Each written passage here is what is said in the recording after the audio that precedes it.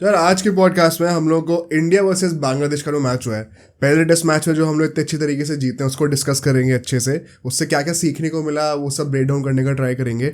साथ ही साथ दो बहुत ही की डिबेट्स होने वाली हैं, विराट कोहली वर्सेस रविचंद्रन अश्विन। राइट। हमारे इस जनरेशन का सबसे इम्पैक्टफुल टेस्ट प्लेयर कौन है, एंड साथ ही साथ एक as a consequence Rishabh Pant versus MS Dhoni की भी डिबेट होने वाली है इन टेस्ट मैचेस। कौन बेटर कीपर है एंड किसकी लेगेसी ज्यादा बड़ी होगी आगे जाके टेस्ट मैचेस में। बट फुटबॉल में भी हमें आज दो टॉपिक्स कवर करने हैं। आई थिंक 3 कवर करने हैं इनफैक्ट। एक तो हमारा बारसा से रिलेटेड है। राइट। जब बार्सिलोना हार चुकी थी मैच अपना UCL में, उसके बाद टर स्टेगन पे बहुत गालियां पड़ी हैं एंड उसके बाद अगले मैच में बेचारा इंजर भी हो चुका है, तो बहुत अच्छा टाइम खेल तक रहा था फिर इंजर हो गया। राइट, बहुत टाइम तक वो चीज़ बाहर हो जाएगी। सो उस चीज़ को डिस्कस करेंगे कि क्या एक्चुअली उसका फ्यूचर होना चाहिए बार्सिलोना में, होना चाहिए भी या नहीं होना चाहिए। कमिंग टू मैड्रिड, वहाँ पे रॉड्रिगो को लेके सोशल मीडिया पे बहुत ज़्यादा हल्ला हो रहा है।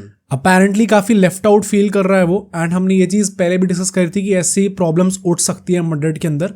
सो उसको डिस्कस करेंगे कि क्या वो छोड़ के जा सकता है मैड्रिड को। एंड फाइनली प्लेयर स्ट्राइक पे जाने की बात कर रहे हैं, एंड काफ़ी सारे बड़े बड़े players from many big clubs have said this. तो उसके पीछे की रियलिटी जानेंगे कि क्यों वो एग्जैक्टली ऐसा कह रहे हैं। But starting with cricket, I think भाई सबसे पहले तो भाई सब्सक्राइब कर दो चैनल को, वो बिल्कुल ही मत भूलना, और लाइक कर देना वीडियो को। अब शुरू करते हैं पहले टॉपिक से, which is the India versus Bangladesh test match.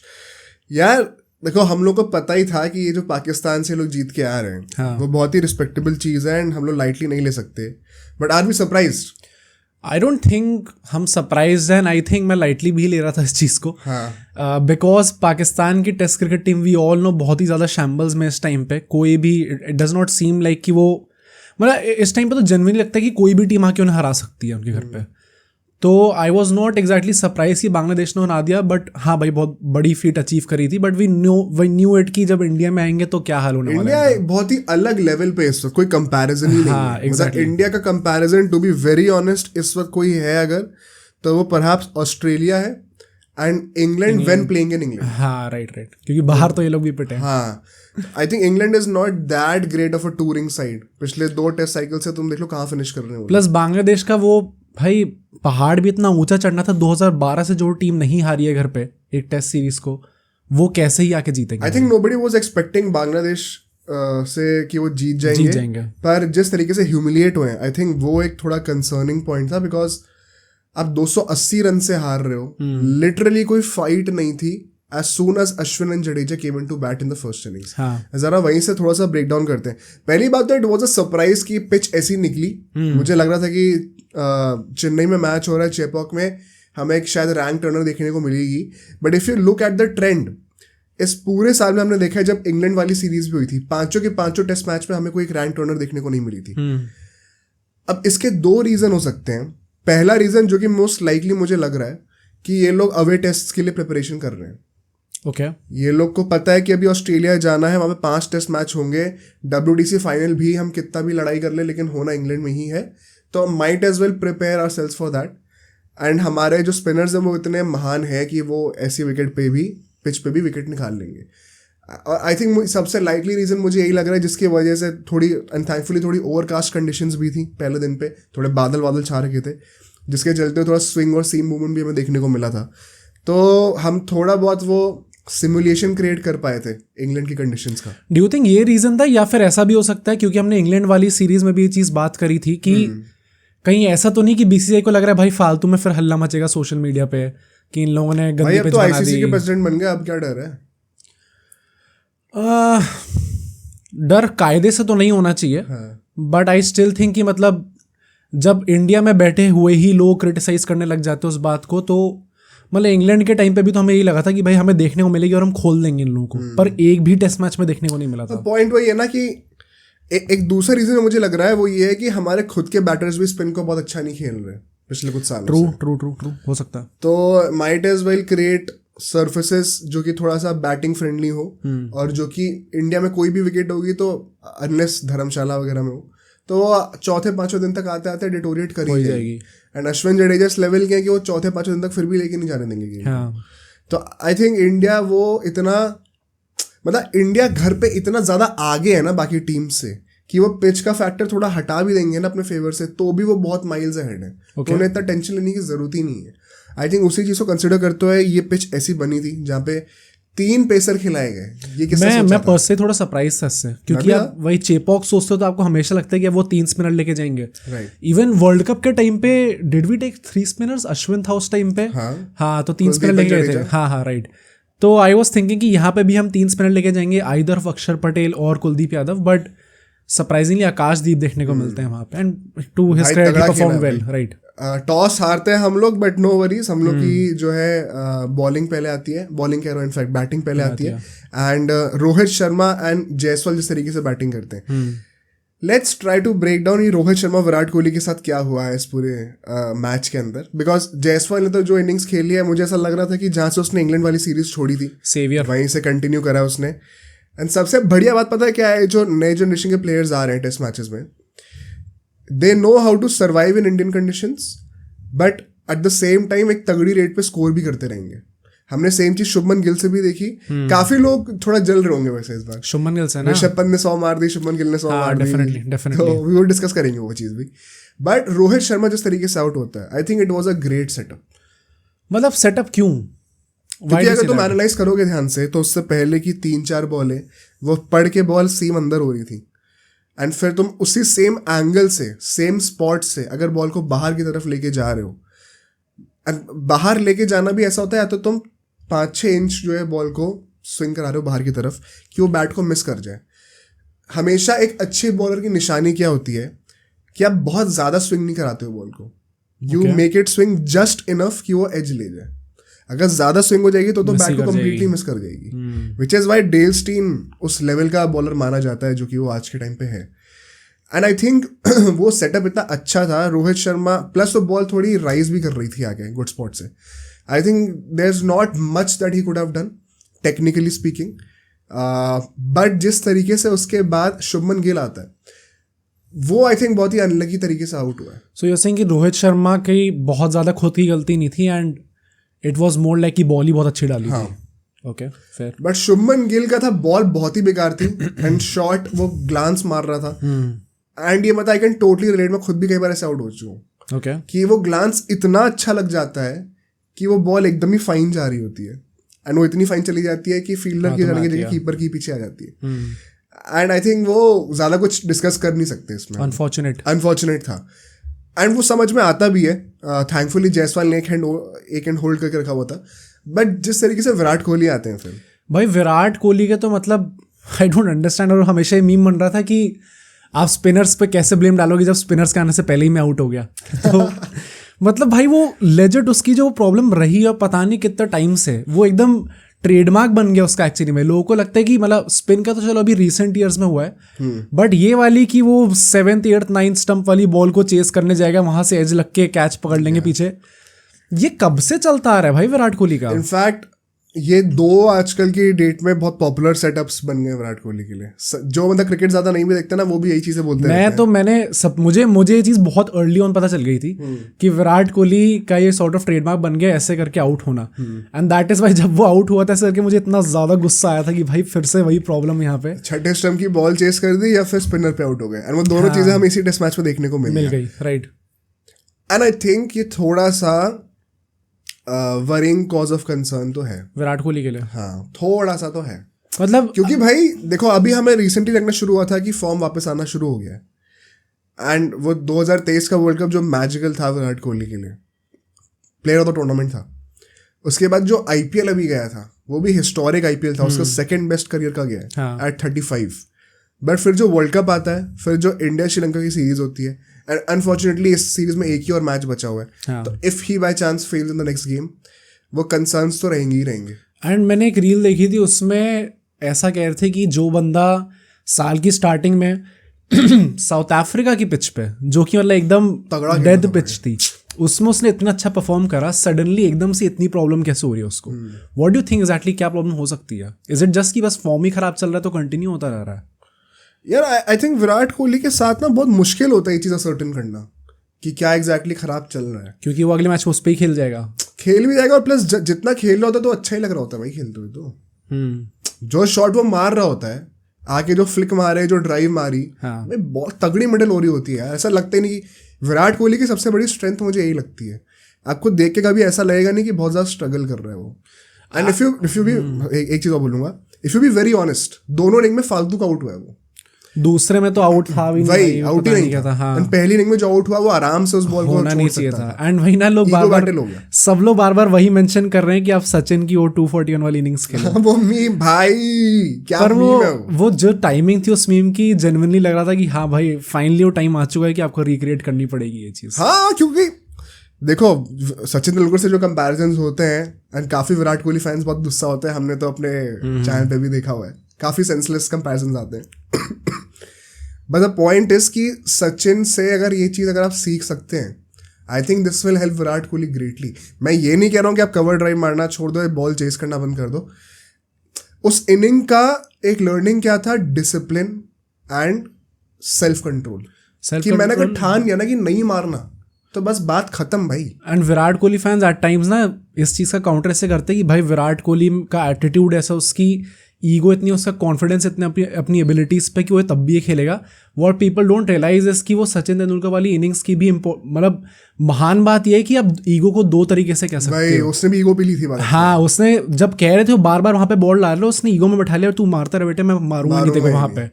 And वही ना कि उसने अपने अंदर वाली ईगो को डाउन करा और बाहर से ईगो को पोर्ट्रे करा और खुद को चैलेंज भी दिया कि अब मैं खुद को देखता हूँ भाई, मैं कब तक कंट्रोल कर सकता हूँ। एंड क्रिकेट जैसा स्पोर्ट जहाँ पे it is always a reflex game. जब बॉल आएगी तो आपका बैट निकल ही जाएगा उसको मारने के लिए। उसको 241 तक रन्स बनाना और वहां तक नॉट आउट रहना, वो कितनी बड़ी बात है भाई। एंड मैं वन सेकेंड मैं ये नहीं कहूंगा कि विराट कोहली वो शॉट्स खेलना छोड़ दे। एंड विराट कोहली ने इस टेम्पटेशन को पहले भी ओवरकम करा हुआ है। 2018 का इंग्लैंड टूर अगर हम लोग देखे, जब उसने फाइनली वो 2014 के नाइटमेयर्स को ओवरकम करते हुए फिर सेंचुरी मारी थी, जिसमें चिल्लाते सेलिब्रेशन किया था, क्या सीरीज गई थी भाई वो। I think Virat Kohli definitely, कोई मुझे ऐसा तो लगता ही नहीं देखकर कि भाई बंदा पुअर फॉर्म में चल रहा है, कुछ ऐसा चल रहा है। It is purely in the mind. Virat Kohli मुझे लगता है उस लेवल पे आ चुका है। ये चीज लोग उसके लीन पैच के टाइम पे भी कह रहे थे कि जब तक वो खेलता है तब तक तो लगता ही नहीं कि आउट हो सकता है, और फिर सडनली आउट हो जाएगा। But could this be the start of the next lean patch? भाई मैं एक्चुअली वरीड हूं, पता है वैसे सही में भाई। और क्या यार, तुम ये खुद देखो रोहित शर्मा की भी अब इसके बाद अब बात करते हैं जरा। वो भी एक बड़ा इंटरेस्टिंग केस है। विराट कोहली अगर नहीं चलता है तो WTC फाइनल में हम लोग सेमीफाइनल कह रहा हूँ, WTC फाइनल में हम लोग किस पे बैंक कर रहे हैं मिडिल ऑर्डर में चलने का? ऋषभ पंत और कौन है? क्या हम लोग KL राहुल पे अभी तक कॉन्फिडेंट है? नहीं है। ऑल्दो उसका जडेजा से दोनों साथ में मोस्ट लाइकली खेलेंगे नहीं। हाँ राइट। क्या हम गिल पे अभी तक कॉन्फिडेंट है? ऑल्दो वो भी बहुत ज्यादा हेटरेट से निकलता है लोगों के, उसको भी बस्ट करेंगे स्मिथ को भी। But anyway he is in top 3, वो टॉप ऑर्डर माना जाता है। विराट कोहली नहीं चलेगा तो लिटरली हमारी सारी होप्स ऋषभ पंत पे हैं, जो कि इतना टाइम से खेला ही नहीं है टेस्ट मैचेस यार। तो वो इंडिया के लिए वरिंग साइन है। रिगार्डलेस अभी सेकंड इनिंग वाला भी डिसमिसल चेस करेंगे। आई थिंक फर्स्ट इनिंग्स में it is a complete case of ego, जो कि विराट कोहली के, I think you will agree to it as well. मतलब ego, is it really ego या फिर it is something that he is genuinely struggling with? मतलब भाई विराट कोहली ने सेम चीज को पहले कॉन्कर कर रखा है। तो ऐसा तो है नहीं कि, और विराट कोहली आज का जो बंदा है वो आज से 7-8 साल पहले वाले से ज्यादा मेंटली मैच्योर है। हाँ, तो पहले कर चुका तो अब भी कर सकता है। देन इट प्रॉब्ली मींस कि वो ईगो पे नहीं भी ले रहा होगा उस चीज को, if he is mentally more mature. तो फिर क्या करना चाह रहा है? मतलब आई थिंक कि वो may be it is genuinely something that he is struggling with. हो सकता है उसका जेन्युइनली वो रिफ्लेक्स बन जा रहा है कि वो खेल जा रहा है उस चीज को। एंड वही ना, कोई सरप्राइज भी नहीं होगा इस चीज को अगर वो ओवरकम कर लेगा। आई डोंट थिंक सो कि एग्जैक्टली ईगो पे ले रहा है कि तू वहां पर डालेगा तो मैं वहीं पे वैसे ही शॉट खेलूंगा और फिर उसको ओवरकम भी करके दिखाऊंगा। देखो हो सकता है ये, पर मेरे ओपिनियन में मुझे लगता है जिस लेवल का मेंटालिटी मॉन्स्टर विराट कोहली है, मुझे तो नहीं लगता कि विराट कोहली ऐसे टेम्पटेशन पे गिवन कर दे रहा है इतना आराम से। Okay, it has to be something about his ego. मतलब इंटेंशनल कि पूरी दुनिया अच्छा सोच रही है कि मैं यहाँ पे नहीं मार सकता, मैं मार के दिखाता हूँ। कभी कभी वही आपका डाउनफॉल का भी रीजन बन सकती है। बट रिगार्डलेस, अब रोहित शर्मा की बात करते हैं। रोहित शर्मा पहले इनिंग में ऐसा आउट हुआ जो कि थोड़ा अनलकी था। सेकंड इनिंग्स में भी you can kind of argue कि भाई बॉल अच्छी थी, फिर से स्लिप्स पे आउट होता है वो। And to Rohit Sharma credit, उसके जो बॉल्स पे जो विकेट आए हैं they were far superior than Virat Kohli, या फिर इवन शुभमन गिल जो फर्स्ट इनिंग्स में आउट हुए जिस तरीके से। In fact one of the best balls पे वो आउट हुआ है। बट मैंने एक पैटर्न नोटिस करा है, तो हम नोटिस करना, ये 2023 वर्ल्ड कप से पहले का टाइम था, मतलब 2023 की स्टार्टिंग था के अराउंड की बात है ये। उस टाइम पे पिछले 3-4 साल से, जब से WTC साइकिल शुरू हुई थी 2019 से, तब से एक ट्रेंड बना हुआ था कि रोहित शर्मा का ऑफ लेट फॉर्म टेस्ट में बड़ा तगड़ा हो गया है। इनफैक्ट वो WTC साइकिल का हाईएस्ट स्कोरर है हमारा, बट ODIs में और T20 से बहुत स्ट्रगल कर रहा था वो, right, until the 2023 world cup happened, जब एकदम एक पैराडाइम शिफ्ट आ गया। एंड वहां पे संजय मांजरेकर ने एक चीज कही थी, एंड लोग बहुत क्रिटिसाइज करते हैं उनको, बट आई थिंक वो बहुत ही वैलिड पॉइंट था। ही थॉट कि वाई डज ही फील कि रोहित शर्मा ऑफ लेट बहुत अच्छा खेल रहे टेस्ट मैचेस में, ऑलमोस्ट 2 साल हो गए इस बात को, वॉज कि यार रोहित शर्मा का जो ओरिजिनल टेम्पलेट था ODI में कि मैं टाइम लूंगा उसके बाद मारूंगा, वो लिबर्टी उसको टेस्ट मैचेस में है। बाय दैट टाइम 2023 के स्टार्टिंग तक उसने वो परफेक्ट नहीं किया था टेम्पलेट ODI वाला, जो भी वो कर रहा है, जो हमने श्रीलंका गेम्स भी देखा था। बट अब जब उसने वो चीज परफेक्ट कर ली है, तो यू काइंड ऑफ सी कि वो शायद थोड़ा स्ट्रगल कर रहा है टेस्ट मैचेस में फिट इन करने को, राइट। ऑलवेज सेइंग दैट उसने अभी फिर से इंग्लैंड वाली सीरीज में भी आई थिंक 1-2 सेंचुरी मारी थी, राइट, तो वो भी उसकी ग्रेटनेस है। But I think there is a sharp change between Rohit Sharma before 2023 in test matches and अभी जैसा चल रहे हैं वो, एंड ये मुझे लगता है वो बैलेंस आउट करने में ना इंटेंट को थोड़ा वो, होपफुली जो T20 फॉर्मेट से रिटायर हो उससे हेल्प मिलेगी थोड़ी सी। एंड आई थिंक वही ना, अब उस अप्रोच को वो बैलेंस आउट करना है भी बहुत difficult. I think no matter आप कितने बड़े प्लेयर हो, वो टेस्ट में और फिर ODIs में एकदम अलग तरीके से खेलना आपका नेचुरली थोड़ा डिफिकल्ट होगा ही होगा। ऑल्दो आई थिंक इसी चीज को बहुत अच्छे से एस जायसवाल कर रहा है, जब वो T20 में खेलता है तो पीटता भी है, और काइंड ऑफ नोटिस हाउ उसका इंटेंट मोर और लेस सेम ही है, पर वो पुल ऑफ कर ले रहा है ना उस चीज को, मतलब मोस्ट ऑफ द टाइम। वक्त अच्छा चल रहा है अभी, ट्रू कह सकते हैं, पता चल रहा है। ऑल्दो मतलब बहुत लंबा ब्रेक आया था जिसमें वो खेला ही नहीं था T20 वर्ल्ड कप में, उसका डायरेक्टली टेस्ट में आके रन भी मार दिया। हो सकता है कि रन चल रहा है, प्लस वो अपनी प्राइम हिट करने वाला है धीरे धीरे आके, तो वो टाइम उसका अच्छा टाइम चलेगा ही चलेगा। 15 साल छोटा है वो रोहित शर्मा भी थोड़ा अब मतलब कायदे से डाउनवर्ड ट्रेंड में जाना चाहिए उसको। बट आई थिंक ये अगर ये अप्रोच है भी, तो इसको I am not even sure कि ये मास्टर करी जा भी सकती है या नहीं करी जा सकती, क्योंकि आप लगातार ODIs और टेस्ट में एकदम से इतना बड़ा शिफ्ट ला नहीं सकते। आई थिंक नहीं, कोई एक्सक्यूज नहीं है इसका, क्योंकि अब ODIs होंगे ही नहीं इतने। ट्रू, तो ऐसा फोकस तो टेस्ट मैचेस भी करना है ना। तो आई थिंक रोहित शर्मा के पास कोई एक्सक्यूज है नहीं इस चीज का, कर भी लेगा मुझे लगता है वो। रोहित शर्मा का राइट आर्म जो समय चल रहा है वो काफी बेटर चल रहा है विराट कोहली से, थोड़ी किस्मत अच्छी चल रही है 2024 में। हाँ फेयर कह सकते हैं, थोड़ा वक्त अच्छा चल रहा है अभी, थोड़ा लक वक भी साइड पे है उसके, तो आई थिंक कि प्लस उसका रिदम वाला सीन भी इतना नहीं है। विराट कोहली ने जितनी सीरीज मिस करी है on his own accord, by the way, definitely कोई ब्लेम नहीं कर सकता वो, विराट कोहली खुद को ही ब्लेम कर सकता है सिर्फ, उससे फर्क तो पड़ता है। बट जब ये सब लोग सारे विकेट गिर रहे थे, ऋषभ पंत आता है, KL Rahul once again got out early, and KL Rahul का वही डिसअपॉइंटिंग लगा था मुझे काफी, उसके ऊपर ही बात करेंगे। ऋषभ पंत ने जो प्रॉमिसिंग साइंस दिखाए थे फर्स्ट इनिंग्स में, मुझे तो बहुत सही लग रहा था कि सेकंड इनिंग्स में आते आते there will be some big innings from Rishabh. Century type की, सेंचुरी तो पता नहीं, क्योंकि तब तक मैच जाता भी कि नहीं, मुझे लगा फॉलो ऑन ही दे दें, क्या पता। बट वो इशू लग नहीं रहा था देख के उसको कि वो 2 साल बाद खेलने के लिए आ रहा है टेस्ट मैचेस।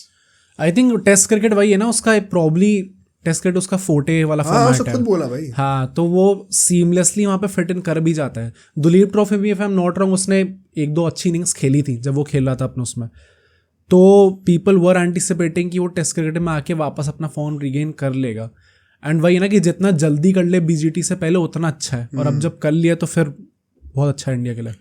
बट फिर जब वो आउट हो जाता है, एंड वही वो वैसे ही आउट होगा ही होगा जैसे वो खेलता है, तो अश्विन और जडेजा बैटिंग करने के लिए आते हैं, एंड आई थिंक अश्विन की ये one of the best innings है टेस्ट मैचेस में अब तक की। एक जो लास्ट टाइम उसे चेपॉक पे 100 मारी थी, आई थिंक वो बहुत ही तगड़ी इनिंग थी। एक जो उसने बांग्लादेश 40 समथिंग मारे थे जब वो टेस्ट मैच बचाना था, वो बहुत तगड़ी इनिंग थी।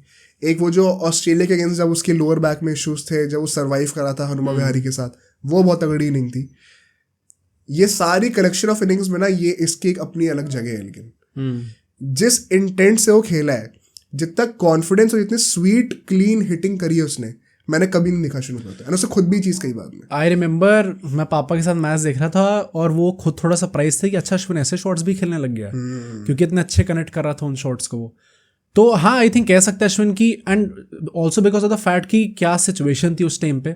आई थिंक 140 समथिंग पे थे जब हमारे 6 विकेट गिर चुके थे, उस वक्त अश्विन जडेजा थे क्रीज पे, एंड सब लोग गाली दे रहे थे टॉप ऑर्डर को, टॉप मिडिल ऑर्डर को, कि भाई फिर से एक नया बॉलर आया और सबको आउट करना शुरू कर दिया। हाँ, एंड वो आई थिंक वो जो लोग कहते हैं ना कि test cricket is that format जहाँ पे हमारे बॉलर्स बैटिंग और बॉलिंग करते हैं। बैट्समैन उतना काम नहीं करते, पर बॉलर जो हमारे बैटिंग बॉलिंग दोनों करते हैं। भाई इंडिया में तो वो चीज़ इतनी ट्रू हो जाती है एट टाइम्स, क्योंकि ये लोग सिंगल हैंडेडली मैचेस जिता देते हैं। इसी चीज के ऊपर अगली सेगमेंट में डिबेट होनी है, कोहली वर्सेस अश्विन। हाँ, बट इस मैच में उन लोगों ने जैसी पार्टनरशिप बनाई, first of all even Jadeja का पूरा क्रेडिट, जिस तरीके से उसने खेला। जडेजा की तो मैं अलग से बात करूंगा, मुझे लगता है सब लोग अंडर शैडो हो गया वो एकदम ही अश्विन की वजह से ना। हाँ, ट्रू कह भी सकते हो, सेंचुरी मार दी इसलिए, but as far as Ashwin is concerned I was highly impressed. मतलब उस दिन पर आकर ऑलमोस्ट 1.5 दिन निकल चुका है, 1.5 दिन कह रहा हूँ, आधा दिन निकल चुका है। बच्चे आधे दिन में उसे खुद की 100 भी मार दी। इंडिया का जहां लग रहा था कि 250-300 बन जाए, वो 350 के पास पहुंच गए। अल्टीमेटली 400-800 भी टच कर गए यार। मतलब ये हमने कितनी बार होते हुए देख लिया है भाई। आई थिंक अश्विन और विराट कोहली मुझे ऐसे दो प्लेयर्स लगते हैं जो जब जोनड इन होते हैं तो उनकी एनर्जी लगने लग जाती है देख के। Like you can not exactly feel, क्योंकि हम तो वहाँ पे है नहीं, बट आपको देख के लगता है कि लोग अलग जोन में इस टाइम पे। एंड क्योंकि उनके फेस पे वो फोकस दिख रहा होता है। एंड अश्विन भी वही, मतलब विराट कोहली जैसा ही बंदा है भाई। मतलब उसका भी वही है कि उसकी ईगो अपने अंदर बहुत ज़्यादा डाउन है, पर बाहर से बहुत ज़्यादा ऊपर। सो वो जब वो माइंड गेम्स खेलने की बात आती है, जब तुमने वो मेंशन किया कि जब उसके हनुमा विहारी के साथ सर्वाइव करा था, जब चोट वोट लगी थी, अभी कुछ दिन पहले ही मेरी फीड पे उसकी रील आई थी। एंड उसमें वो ये कह रहा था कि मैंने बना लिया, मेरा अपने दिमाग में चीज़ बना ली थी कि आपको पिच पे अगर आपसे डिमांड करा जा रहा है कि आपको मरना पड़ेगा ना, तो आपको मरना पड़ेगा। पिच पे आप बैक डाउन नहीं कर सकते फिर, चाहे कोई भी ऑफर सामने। तो वो दिखता है भाई उसके सर पे। मतलब क्या रिकॉर्ड तोड़ दिया उस बंदे ने यार। अभी इसको हम लोग और कवर करेंगे नेक्स्ट सेगमेंट में, बट थोड़ा सा अगर मैं जल्दी से, मतलब इतने सारे स्टैट्स है कि मैं याद भी नहीं रख सकता। ये पहला बंदा बन चुका है in the history of test cricket जिसने 20 से ज्यादा बार 50 मारी है, 20 से ज्यादा 50 मारी है, और 30 से ज्यादा बार 5 विकेट हॉल्स लिए। राइट, कोई हिस्ट्री में ऐसा प्लेयर ही नहीं हुआ भाई। इस लेवल का ऑलराउंडर है वो। एंड जो इम्पैक्ट था इस इनिंग्स का, यू कुड आर्ग्यू कि परहैप्स ये उसकी बेस्ट 100 थी अभी तक की, अगर हम सिर्फ 100s की बात करें तो। जो 6 है, डिबेटेबल होगा, आर्ग्यूमेंट बन सकता है इसके अंदर। मैं कह नहीं रहा हूँ बेस्ट है, बट आर्ग्यूमेंट बन सकता है फॉर श्योर। एंड उसने बहुत बड़ा क्रेडिट दिया रविंद्र जडेजा को भी। जिस तरीके से जडेजा ने उसको सपोर्ट करा, जब वो थक रहा था तो उसको डबल्स और ट्रिपल्स लेने से मना भी कर दिया जडेजा ने, कोई बात नहीं, तो अपनी एनर्जी बचा। आई थिंक जडेजा का भाई वो 100 नहीं मार पाया एंड 5 विकेट हॉल नहीं आया, बट लोग भूल गए कि उसने 80 समथिंग रन मारे और 5 विकेट भी पूरे गेम में लिए हैं। एंड मतलब जडेजा की बैटिंग देखने में इतना मजा आया था क्योंकि वो भी हर टाइम स्टेप आउट कर करके मार रहा था, छक्के भी मार रहा था। राइट, तो वो देख के एक्चुअली काफी आई वुड से आई प्लीजिंग लग रहा था एंड काफी एंटरटेनिंग बैटिंग थी जडेजा की। एंड वही ना, जडेजा का भी if you look at it, T20 world cup के बाद सब डायरेक्टली उसने अभी खेला है। बीच में श्रीलंका वाली सीरीज उसने मिस करी थी, बीच में कोई क्रिकेट नहीं खेला उसने, और फिर आते ही उसने इतनी अच्छी परफॉर्मेंस डिलीवर करी है। तो hats off to him also. मतलब इन दोनों बंदों ने, मुझे लगता है कि अश्विन जडेजा का जो कंट्रीब्यूशन है एज अ डुओ, हाँ, वो शायद जब ये लोग रिटायर हो जाएंगे तो you can make an argument कि हरभजन और कुंबले से ज्यादा है, क्योंकि ये बैटिंग और बॉलिंग दोनों करते हैं। राइट, मतलब बहुत ज्यादा यार। क्यों इंडिया 12 साल से नहीं हार रही घर पे? क्यों जो टीम भी आती है वो इतना सरप्राइज्ड होती है इनका डोमिनेशन देखकर? क्योंकि अभी तो तुम अक्षर पटेल को गिन भी नहीं रहे हो, मतलब नंबर 9 तक बैटिंग होती है। आपने रोहित शर्मा आउट कर दिया, विराट कोहली आउट कर दिया, KL राहुल, ऋषभ पंत, सारे बड़े बड़े नाम है। उसके बाद जडेजा और अश्विन बैटिंग करने के लिए आ रहे हैं। कितना टायरसम होता होगा बॉलर्स के लिए सोचकर। एंड आई थिंक वो ये सीक्रेट सक्सेस है। जो लोग कहते हैं ना डेप्थ जरूरी नहीं है, ये वंस अगेन एक रिमाइंडर है कि कितना बड़ा हैक होता है अगर आपके पास डेप्थ हो तो। Depth, and I think finally जब ये लोग रिटायर करेंगे ना तो हमें एक्चुअली काफी मिस करने वाले हैं इस चीज को। हाँ भाई, क्योंकि इस टाइप के रिप्लेसमेंट ढूंढना, ऐसा नहीं है कि बाहर कंट्रीज में टैलेंट नहीं है, बट वो क्यों नहीं ढूंढ पा रहे ऐसे टाइप के प्लेयर्स जो कि नीचे आके ऐसे टाइप की कॉन्ट्रीब्यूशंस दे सकते हैं, क्योंकि बहुत ही रेयर चीजें हैं ये। एंड जडेजा का तो फिर भी हम कह सकते हैं कि अक्षर Patel is the next in line. Ashwin के लिए आई होप हमें एक जेन्युइन ऑलराउंडर टाइप का बंदा मिले, सिर्फ एक ऑफ स्पिनर ना मिले। तो लेट्स सी भाई ये चीज़ कहाँ जाती है। But thanks to their contribution हम लोग एक बहुत ही अच्छे टारगेट तक पहुंचते हैं। 376 हमने बना लिया था। एंड देन जब सेकंड इनिंग शुरू होती है, जिसमें बांग्लादेश बैटिंग करने के लिए आती है, हमने लास्ट टाइम डिस्कस किया था पिछले मंडे कि कोहली वर्सेस बुमराह का टेस्ट मैचेस में क्या इम्पैक्ट है। एंड वंस अगेन यार, मतलब इंडिया में मैच हो रहा है, not exactly a bowling friendly wicket, not exactly a pace friendly wicket, and Bumrah 4 wicket ले लेता है वहां पे। एक ऐसी इनिंग जहाँ पे अश्विन विकेटलेस गया है, वहां पे बुमराह ने 4 विकेट लिए। मतलब क्या ही कहा जाए भाई, बहुत सारे मैच विनर्स भर रखे यार हमारी team. I think Ashwin and even Bumrah का भी मैं वही कहूंगा, ये दोनों प्लेयर्स ऐसे हैं कि रिगार्डलेस ऑफ द पिच आपको खिलाना ही पड़ेगा भाई इन्हें, क्योंकि ये लोग किसी भी पिच पे आके परफॉर्म कर दें, किसी भी पिच पे आके विकेट्स ले लेंगे। आई होप WTC फाइनल के लिए नोट्स ले रहे हो। हाँ, क्योंकि बुमराह तो स्टार्ट करेगा, अश्विन का भी लेट्स सी क्या है, होपफुली वो करता है। बट जेन्युइनली ये दोनों ऐसे प्लेयर हैं जो कि regardless of the pitch, regardless of the country, regardless of the conditions, इनको खेलना पड़ेगा ही भाई। इस लेवल के बॉलर से आप बैठा ही नहीं सकते इन प्लेयर्स को। सो बुमराह से मतलब देन अगेन ना, हम लोग there is not much to say on him, क्योंकि कोई सरप्राइज है ही नहीं इस चीज से। सब एक्सपेक्ट कर ही रहे थे कि ये चीज होगी। एंड वंस अगेन उसको जो सपोर्टिंग कास्ट भी मिली है, आकाशदीप ने क्या बॉलिंग करके दी है यार। आई थिंक अगर शामी फिट नहीं होता है, इट इज मोर और लेस कंफर्म कि आकाशदीप हमारा थर्ड पेसर होने वाला है। राइट। एंड जो साइंस है, जिस तरीके से उसने इंग्लैंड वाले टेस्ट सीरीज में एक मैच जो खेला था, उसमें भी हमने कहा था कैसे वो मुकेश से काफी ज्यादा प्रॉमिस दिखा रहा है हम लोगों को। आई think he will seal the deal भाई। अर्शदीप सिंह तो अभी सीन में भी होने वाला टेस्ट मैचेस के। आकाशदीप मोर और लेस अपनी जगह कंफर्म कर देगा वहां पे। इनफैक्ट पीपल कैन आर्ग्यू कि वो कभी कभी सिराज से भी ज्यादा थ्रेटनिंग लगा है। ट्रू कह सकते हैं। सिराज एट टाइम्स ना वही, मतलब वो कहते हैं ना कि भाई वो रिदम बॉलर है। सिराज का भी पता अच्छा फॉर्म नहीं चल रहा 1.5 साल से। हाँ, मैं भी अच्छा नहीं चल रहा। ये नोटिस मैंने इसी सीरीज में करा, क्योंकि ये रियलाइजेशन मेरे को प्रॉब्ली हिट नहीं हुआ था, क्योंकि रिदम में थे, हर दूसरे दिन मैचेस हो रहे थे, तो लग रहा था कि निकाल लेंगे कुछ ना कुछ करके। बट इफ यू हाइंडसाइट में अगर आप देखो पिछले काफी सारे मैचेस, तो काफी टाइम से उसका फॉर्म थोड़ा कंसर्निंग है। 2023 वर्ल्ड कप तो हम सबको याद ही है, तब से चल ही जा रहा है। एशिया कप में वो श्रीलंका के अगेंस्ट उसने वो विकेट लिए थे 6-7 जो भी थे। हाँ, उसके बाद से कहाँ रहा है वो बेचारा। तो ये भी एक कॉज ऑफ कंसर्न है। जडेजा वंस अगेन भाई कंसिस्टेंटली 2 विकेट यहाँ पे भी ले लेता है वो। जब इंडिया दोबारा बैटिंग करने के लिए आती है, आई थिंक जिस तरीके की बैटिंग इन लोगों ने करी है दोबारा, जायसवाल ठीक है जल्दी आउट हो जाता है, कोई इशू नहीं है। Rohit Sharma once again as I said it was a good delivery, plus जो इशू है वो हमने डिस्कस कर ही लिया है। शुभमन गिल ने जो बैटिंग करी है, शुभमन गिल और ऋषभ पंत को भी ज्यादा कवर करते हैं, but Virat Kohli once again जिस तरीके से वो LBW आउट हुआ है, स्नीकोमीटर पे क्लियरली दिखा रहा था कि इनसाइड एज लगी हुई है। रोहित शर्मा ड्रेसिंग रूम में बैठ के ऐसे कर रहा है कि भाई क्या कर रहा है यार, क्योंकि जब भी बैट्समैन एज मारता है उसको पता होता है। राइट। मैं कोई सोच ही नहीं सकता ऐसा कोई मोमेंट जहां पे बैट्समैन के बैट से लगी हो, क्योंकि बैट टंटना जाता है भाई छूते ही। और वो कैसे अनश्योर था इतना, उसने शुभमन गिल से आके पूछा भी, वो पूछते हुए भी काफी हंस रहा था। और लोग गिल को भी नहीं पता चला, गिल को भी हाँ मतलब पता नहीं चला, बट चलो गिल का तब भी कह सकते हैं ना, सामने खड़ा था। यहाँ बैट्समैन के तो फील हुआ होगा, हाथ पे फील होता है। जो अंपायर था, वही वाला अंपायर था ना न्यूजीलैंड वाला जिसने धोनी को आउट दिया था, वो भी हंस रहा था उस पर जब वो दिखा था कि स्निकोमीटर पे दिखा। But I think Virat Kohli का बहुत सरप्राइज लगा, क्योंकि हम लोग ये ऑफ द कैमरा डिस्कस कर रहे थे कि कैसे जब वो प्लम आउट होता है, मुझे बहुत इरिटेशन हुई थी तब भी वो ले लेता है DRS, एंड उस पे भी क्रिटिसिज्म मिलता है उसको, एंड नेचुरली अभी श्रीलंका वाली सीरीज में हुआ था ये चीज। बट यहाँ पे जब क्लियर एज लगा था, एंड एज तो वो है ना कि बैट्समैन को फील हो जाएगी वो चीज, तब उसने रिव्यू नहीं लिया। एंड वही सब लोग उसके वो मीम्स ऐसे बनने लग गए ना कि अरे इसको तो इंग्लैंड में जाके रहना है, अब उसने छोड़ ही दिया है, इसको मन नहीं है बैटिंग करने का। एक मीम था, It always breaks my heart to see English players struggling in Indian conditions. Although मैं ऐसे मीम्स के सपोर्ट में नहीं हूँ। I think कुछ ज़्यादा ही ट्रोल कर रहे हैं उसको इस बात के लिए। मतलब मुझे लगता है कि पूरा जस्टिफाइड अगर वो जाता है तो, वो अलग डिबेट है चलो।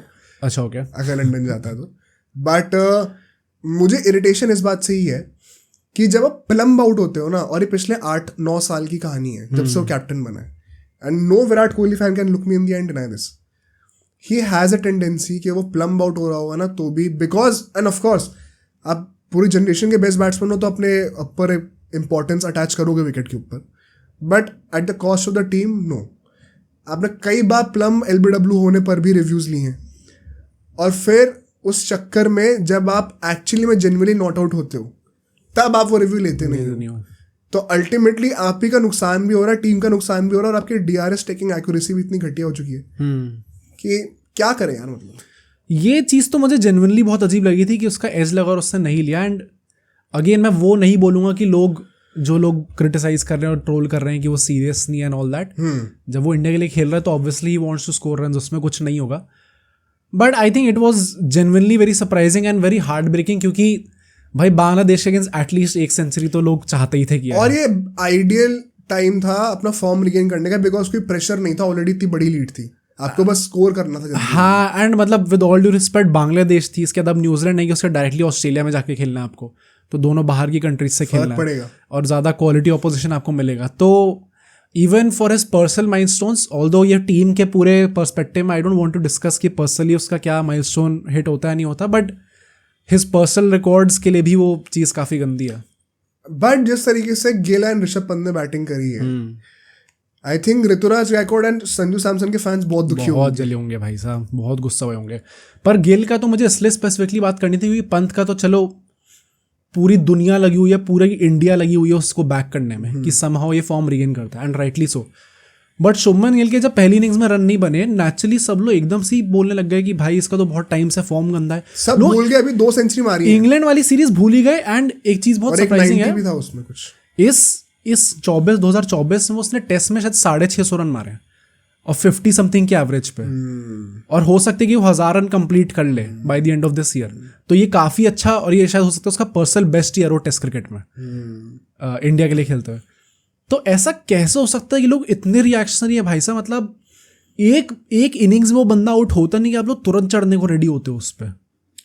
आई थिंक वो वही है कि वो पीआर का जो एलिगेशन है वो गिल के ऊपर इतना ज्यादा डाल दिया गया है कि अब लोग रियलाइज नहीं कर रहे कि, and to no fault of Ruturaj Gaikwad और समबडी एल्स, कि उनकी पीआर कितना ज्यादा काम कर रही है गिल के अगेंस्ट, कि एक्चुअली में कौन पीआर चला रहा है वो दिख रहा है, वो शायद गिल है भी नहीं है। गिल है भी नहीं। एंड एक बहुत सरप्राइजिंग पर्सपेक्टिव मुझे देखने को मिला था सोशल मीडिया पे कि अगर गिल की पीआर इतनी अच्छी होती तो फिर वो उसकी परफॉर्मेंस को ज्यादा हाईलाइट कर पाते instead of his looks and his body. वही एक अलग तरीका है पर्सपेक्टिव इस चीज को देखने का।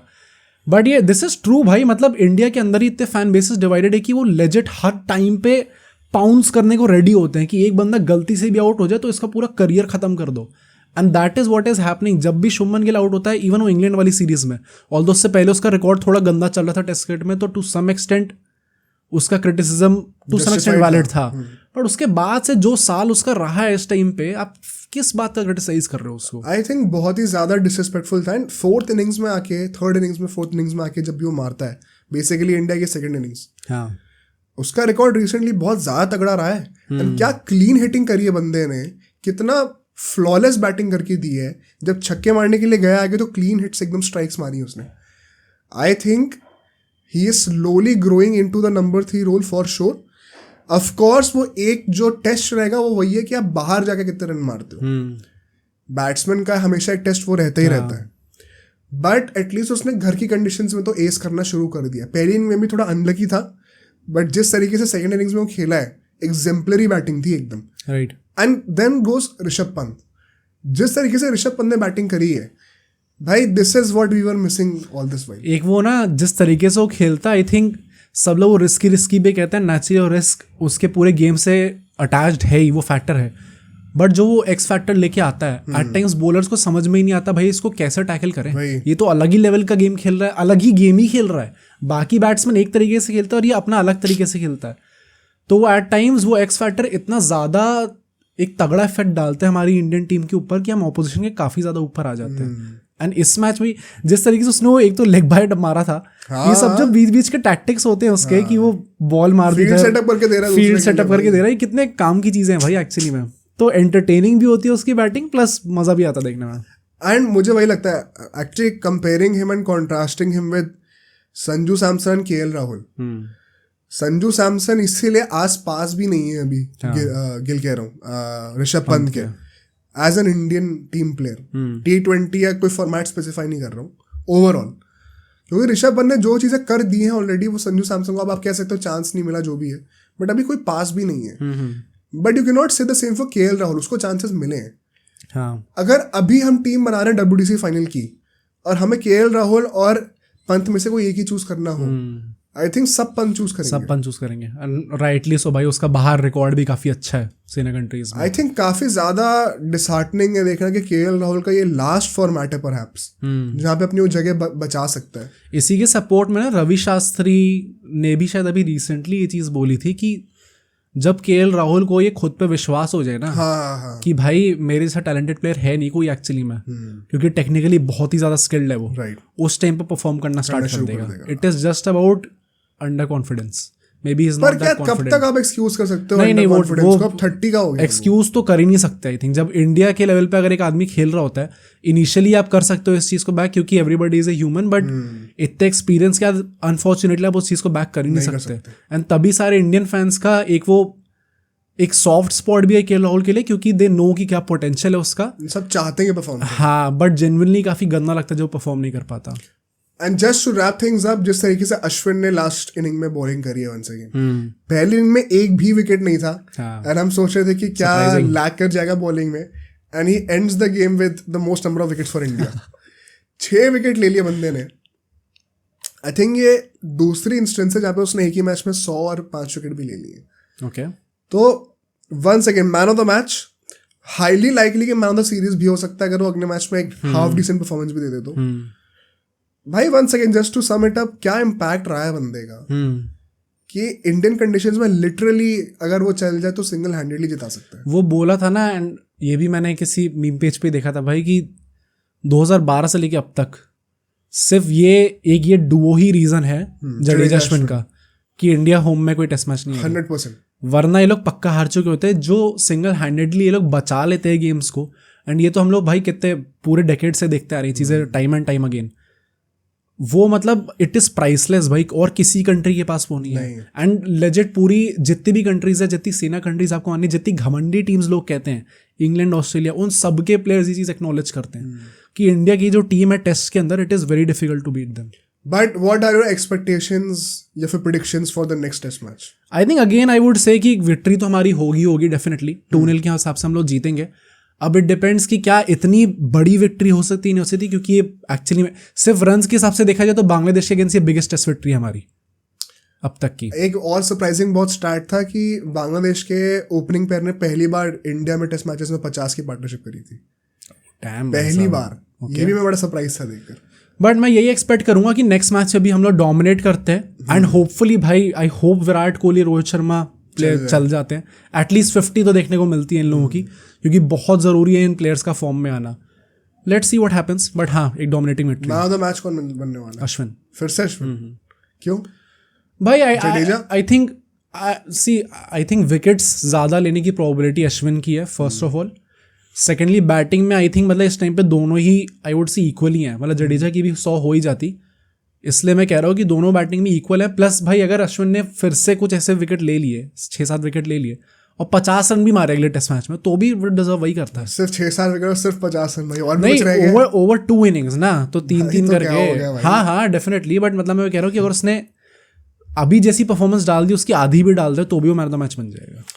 आई थिंक मैं भी बैक तो अश्विन को ही कर रहा हूँ, बट ऐसी प्रोबेबिलिटी है, मुझे लगता है कि कोई और भी हो सकता है. कोई चेंजेस होंगे लाइनअप में? लाइनअप में तो आई डोंट थिंक सो कोई चेंजेस होने वाले हैं. इवन वो स्क्वाड निकाल दी ना, उसमें भी कोई चेंज नहीं है. सेम है. आई थिंक लाइनअप में भी कोई चेंज नहीं होगा, इसी के साथ जाएंगे वो लोग. करना चाहिए वैसे चेंज, सरफराज खान वगैरह को अगर चांस देना हो. नहीं भाई, आई थिंक बीजीटी इतनी पास है कि आप इन सब चीजों को एक्सपेरिमेंट करने का ट्राई कर सकते हैं. केएल राहुल को भी एक्सटेंडेड रन देना पड़ेगा. ठीक है, आई थिंक यहाँ से हम लोग चलते हैं अपने नेक्स्ट सेगमेंट पे, which is Virat Kohli versus Ravichandran Ashwin. Let's go. Who has been the most impactful player, test player in this generation for India? इसको बहुत ब्रीफली हमने कवर करा था एक रील के अंदर. एंड वो रील पे भी काफी गालियां सुनने को मिली थी हमें. जब हमने कहा था कि 2016 में, मुझे पड़ी थी, मैंने कहा था अश्विन के लिए. मतलब भाई अब अनफॉर्चुनेटली मुझे भी साथ में पड़ती हैं उसके चक्कर में. 2016 में अश्विन जो है वो ICC cricketer of the year था जब विराट कोहली की पीक चल रही थी. इस चीज को बोलने में ही इतनी गालियां पड़ गई थी. तो यू कैन जस्ट इमेजिन कि कितना फायरी टॉपिक है ये एक्चुअली में. बट क्या एक्चुअली में अश्विन विराट कोहली जो कि इस जनरेशन का ग्रेटेस्ट प्लेयर है, क्या उससे ज्यादा इम्पैक्टफुल रहा है टेस्ट क्रिकेट के अंदर? आई थिंक इसके पीछे भी कुछ रियलिटीज हैं, कुछ नरेटिव्स हैं जो कि डिस्कस करना बहुत इंपॉर्टेंट है. एंड बहुत एक अनबायस्ड अप्रोच से आपको इस चीज को देखना पड़ेगा, क्योंकि दोनों बहुत ही ज्यादा महान प्लेयर्स हैं. दोनों गोट टीयर्स हैं. एंड डेफिनेटली अगर आप किसी एक को चूज करते हो तो दूसरे जो प्लेयर का फैन बेस है वो हर्ट होगा ही होगा. आई थिंक हमने जब बुमराह वर्सेस कोहली की डिबेट करी थी, तो मैंने बताया था कैसे मुझे वो ट्रोप प्ले करना था, बट आई ऑल्सो, मैं भी उसी कैंप में था कि Virat Kohli has been the most impactful generational player. यहाँ पे मुझे लगता है कोई डिबेट नहीं है भाई. Okay. It is a very close one, but अगर आप लॉजिकली थिंग्स को पर्सपेक्टिव में डालो, I think Ashwin is the most impactful test player of our generation. Why do you say that? यार just to start off with, हमें impact क्या उसको define करना चाहिए. We are not saying the greatest test player, although उसमें भी I would argue कि Ashwin could be a superior test player of this generation then Virat Kohli. Fair enough. उसके भी रीजंस आएंगे आगे. एंड इसमें एक बहुत बड़ा रीजन है विराट कोहली का अनफॉर्चुनेट जो डाउनफॉल आया है टेस्ट मैचेस में पिछले 4-5 सालों में. बट अगर हम सिर्फ इम्पैक्ट की भी बातें कर रहे हैं, इम्पैक्ट मुझे लगता है एक मेजॉरिटी फैक्टर होना चाहिए इम्पैक्ट कैलकुलेट करते वक्त, कि आप वो मैचेस इम्पैक्ट डाल के जीत रहे हो कि नहीं जीत रहे हो. अगर आप जीत नहीं रहे हो तो आप कितना भी इम्पैक्ट डाल दो, उसका वो मैग्नीट्यूड कभी नहीं आएगा लोगों के दिमाग में जितना आप उस इनिंग या उस विकेट के थ्रू जिता दो अपनी टीम को. तो विक्ट्री वाले कॉजेस में आपको कितना इम्पैक्ट हो रहा है, आई थिंक वो एक बहुत बड़ा आर्ग्यूमेंट होना चाहिए. Okay. जब आप हार रहे हो तब क्या आप वन मैन शो थे, जो कि आई थिंक विराट कोहली के केस में कई बार आप बोल सकते हो, तब भी आपका इम्पैक्ट कैलकुलेट होना चाहिए. बट मुझे लगता है एक सिग्निफिकेंट फैक्टर है कि आप अपने इम्पैक्ट से कितनी बार टीम को जिता पा रहे हो. मतलब आई थिंक ये जो, एंड आई थिंक एक चीज और बोलूंगा, इसको फ्रेम में सही तरीके से कर दूं. जब टीम जीत रही है तब आपका कंट्रीब्यूशन कितना है, और आपके कंट्रीब्यूशन की वजह से टीम जीत रही है. हाँ. दोनों में फर्क है. हाँ. राइट. तो मेरा emphasis, if I did not से दिस करेक्टली लास्ट टाइम, मैं दोबारा बोल देता हूँ, मेरा एम्फेसिस दूसरे वाले उस पर, कि ये नहीं कि अच्छा टीम तो हमें पता ही था जीत रही थी तो रोहित शर्मा ने साथ में 50 भी मार दी, चलो एक इम्पैक्ट बन गया. नहीं, टीम हारने वाली है और अश्विन ने आके 100 मार के जिताया है, वो है जो. राइट. मैं यही कहना वाला था, मुझे लगा था कि पहले वाला स्टेटमेंट थोड़ी अलग थी, बट हाँ, दिस इज फेयर. तो इसके पीछे कुछ है बैकिंग. मैं चाहता हूँ कि तुम शुरू करो, मैं डिसमेंटल करूंगा. Fair enough. मैंने इस चीज को प्रॉपर्ली इस पर्सपेक्टिव से डाइसेक्ट नहीं करा. मैंने बहुत सिंपल स्टैट्स निकाले जिसके बेसिस पे, क्योंकि बट आई थिंक अगर हम impactful player, most impactful player की बात करें तो सिर्फ स्टैट्स पे बात नहीं हो सकती. Definitely. And that is why मेरे जो एंड वर्डिट होगी वो थोड़ी डिफरेंट होगी इससे. बट क्रिकेटिंग टर्म्स में एक सेंचुरी के बराबर is a 5 wicket haul. Is it fair to say? हाँ, मतलब ये आप क्लब क्रिकेट अगर खेलने जाओ तो यूजुअली माना जाता है कि 1 विकेट अगर आपने लिया तो 20 रन के बराबर है. Although I consider it very unfair, क्योंकि तुम ऐसे सोचो, अगर एक बंदे ने 5 विकेट लिए हैं तो उसने 100 मारी है, तो मतलब आदमी 200 से ज्यादा कभी मार ही नहीं सकता. हाँ, कह सकते हैं. सेकेंड पॉइंट, अगर एक बैट्समैन ने 100 मारी है तो क्या मोस्ट लाइकली हम ये नहीं देखेंगे कि जो पूरी टीम है उसने 200 से ज्यादा रन मारे हैं? इन मोस्ट केसेस अगर एक बंदे ने 5 विकेट लिए हैं तो बची पूरी टीम सिर्फ 5 ही विकेट और ले सकती है. तो अगर एक बैट्समैन 100 मारा था तो बची पूरी टीम मिलाकर भी सिर्फ 100 ही रन मारे, ऐसा तो नहीं हो सकता. Although is it not the case कि टेस्ट क्रिकेट में, I am specifically sticking to test cricket, ODIs और टी20s में डिफरेंट है, बट सिर्फ टेस्ट क्रिकेट में प्रॉब्ली एक सेंचुरी मारना 5 विकेट हॉल से ज्यादा डिफिकल्ट है. नहीं, क्या उल्टा भाई, क्या बात कर रहे हो? क्यों? टेस्ट क्रिकेट में it is always on the bowlers to win the game more than the batsman. हाँ. लिमिटेड ओवर्स में it is a completely different ball game. ये इक्वेशन हम लिमिटेड ओवर्स के लिए यूज नहीं कर रहे. हाँ. ऑल्दो क्लब क्रिकेट में, स्टेट क्रिकेट में ये यूज होता है. जब आप टेस्ट क्रिकेट खेल रहे हो, आपको एक एक बॉल पे जो विकेट गिरता है उसको अर्न करना पड़ता है सेटअप्स के थ्रू. जब आप लिमिटेड ओवर्स खेल रहे हो, जैसे T20 हो गया, ओडीआई हो गया, ओडीआई में जहाँ पे आज के डेट में 400 रन बन रहे हैं, आपको सेटअप्स पे उतना फोकस ना करके अगर आप नंबर ऑफ रन्स को लिमिट कर दो तो भी आप एक विकेट टेकिंग अपॉर्चुनिटी क्रिएट कर सकते हो. ये चीज़ हमने IPL के टाइम पर भी बोली थी फिर हमें, और ये अश्विन ने खुद बोली थी कि sometimes the eagerness to go for a wicket in T20s is overrated. आपको कभी कभी सिर्फ रन बचाने स्मार्टली विकेट अपने आप आ जाएगा. टेस्ट मैच में वो कंस्ट्रेंट है ही नहीं. इसका काउंटर क्या है? अब लोग बोलेंगे बैट्समैन के पास पूरा दिन है खेलने के लिए, लेकिन अगर एक बॉल पे आउट हो गया तो पूरी इनिंग खराब हो जाएगी. This is fair. एंड ये भी पॉइंट है मेरा कि अगर हम डिफरेंट फॉर्मेट्स को देखें ना, आई थिंक जो यूनिट बाय आई मीन कि एक बैटिंग यूनिट होती है, एक बॉलिंग यूनिट होती है. जो यूनिट अटैक कर रही होती है दूसरी यूनिट पे, और जो यूनिट सर्वाइव कर रही होती है, जो सर्वाइव कर रही होती है उसका साइकोलॉजिकल प्रेशर बहुत ज़्यादा होता है. जैसे T20s में हम लोग देखते कि बॉलर्स लेजिट घबरा रहे होते हैं भाई कि हम लोग कुछ ना कुछ करके ओवर निकाल ले, कम से कम रन दें, ये सोचते हैं। हाँ, बैटर्स गेम होता है, बैटर्स अटैक कर रहे होते हैं बॉलर्स को। टेस्ट क्रिकेट में आई थिंक एकदम उल्टा होता है, बॉलर्स आर अटैकिंग, बैटर्स का काम होता है सर्वाइव करना। तो उस टफ कंडीशन में सर्वाइव करना जहाँ पे इतना ज़्यादा प्रेशर होता है, पूरी प्लेयर्स लगे पड़े हैं आपस में आपके, मतलब बॉलर्स डेफिनेटली सेटअप करते हैं, बट स्पेसिफिकली टेस्ट क्रिकेट में क्योंकि इतने टाइम तक आपको अपना फोकस मेंटेन करना होता है, उसमें बाकी सारे खिलाड़ियों का बहुत बड़ा हाथ होता है कि वो कैसे आपका फोकस डिसमेंटल करें। पूरी टीम मिल के करने का ट्राई करती है एक बैट्समैन को, तो आई थिंक हमेशा वो प्रेशर बैट्समैन पे बहुत ज्यादा होता है, सर्वाइव करना उसके लिए बहुत डिफिकल्ट होता है। इसका काउंटर आर्ग्यूमेंट ये है, एंड आई थिंक इस पे कोई एक फर्म कंक्लूजन कभी निकलेगा भी नहीं, कि बॉलर के पास ओनस है कि वो जाके विकेट ले ले, क्योंकि उसको मिलने नहीं वाला प्रसाद में, एंड सो उसको वो निचोड़ के निकालना पड़ता है बैट्समैन से। बैट्समैन के पास क्योंकि पूरा दिन है खेलने के लिए, 5 दिन है खेलने के लिए, राइट, उसके पास कोई इंसेंटिव नहीं है कि वो जबरदस्ती अपना विकेट फेंके। तो बॉलर को एक्स्ट्रा मेहनत करनी पड़ रही है यहाँ पे एक विकेट निचोड़ के निकालने पे, विच इज वाई लोग कहते हैं कि अगर आप टेस्ट मैचेस में ज्यादा विकेट्स लेके दिखा रहे हो सेटअप्स के थ्रू, तो आप असली मास्टर माइंड हो क्रिकेट के। सो मतलब इन योर ओपिनियन एक सेंचुरी मारने से ज्यादा प्रॉब्ली डिफिकल्ट है 5 विकेट हॉल लेना टेस्ट क्रिकेट में? आई थिंक ये बहुत डिबेटेबल है, बट शायद 10% ज्यादा परहैप्स। ओके, फेयर है, ठीक है, इसको भी ले लेते हैं। क्योंकि वैसे भी तुम इक्वेशन भी देख लो, अगर वो 20 रन वाली, इट इज नॉट फेयर, जो कि मैंने प्रूफ कर ही दिया 2 पॉइंट्स। बट मैं स्पेसिफिकली, क्योंकि हर एक प्लेयर का, स्पेसिफिकली इंडियन प्लेयर्स की जैसी परफॉर्मेंस रहती है ओवरसीज, हमेशा उससे बहुत ज्यादा जज किया जाता है उन प्लेयर्स को। एंड यहाँ पे कुछ गलती अश्विन की है भी नहीं, पर तब भी जज करना ही पड़ेगा क्योंकि वो स्टैट्स में इंक्लूड होंगे ही होगा। विराट कोहली की जो 29 सेंचुरीज आई हैं, उसमें से 11 सेंचुरी सेना कंट्रीज में आई हैं, एंड उसने 43 मैचेस खेले, ऑब्वियसली काफी मैचेस खेले।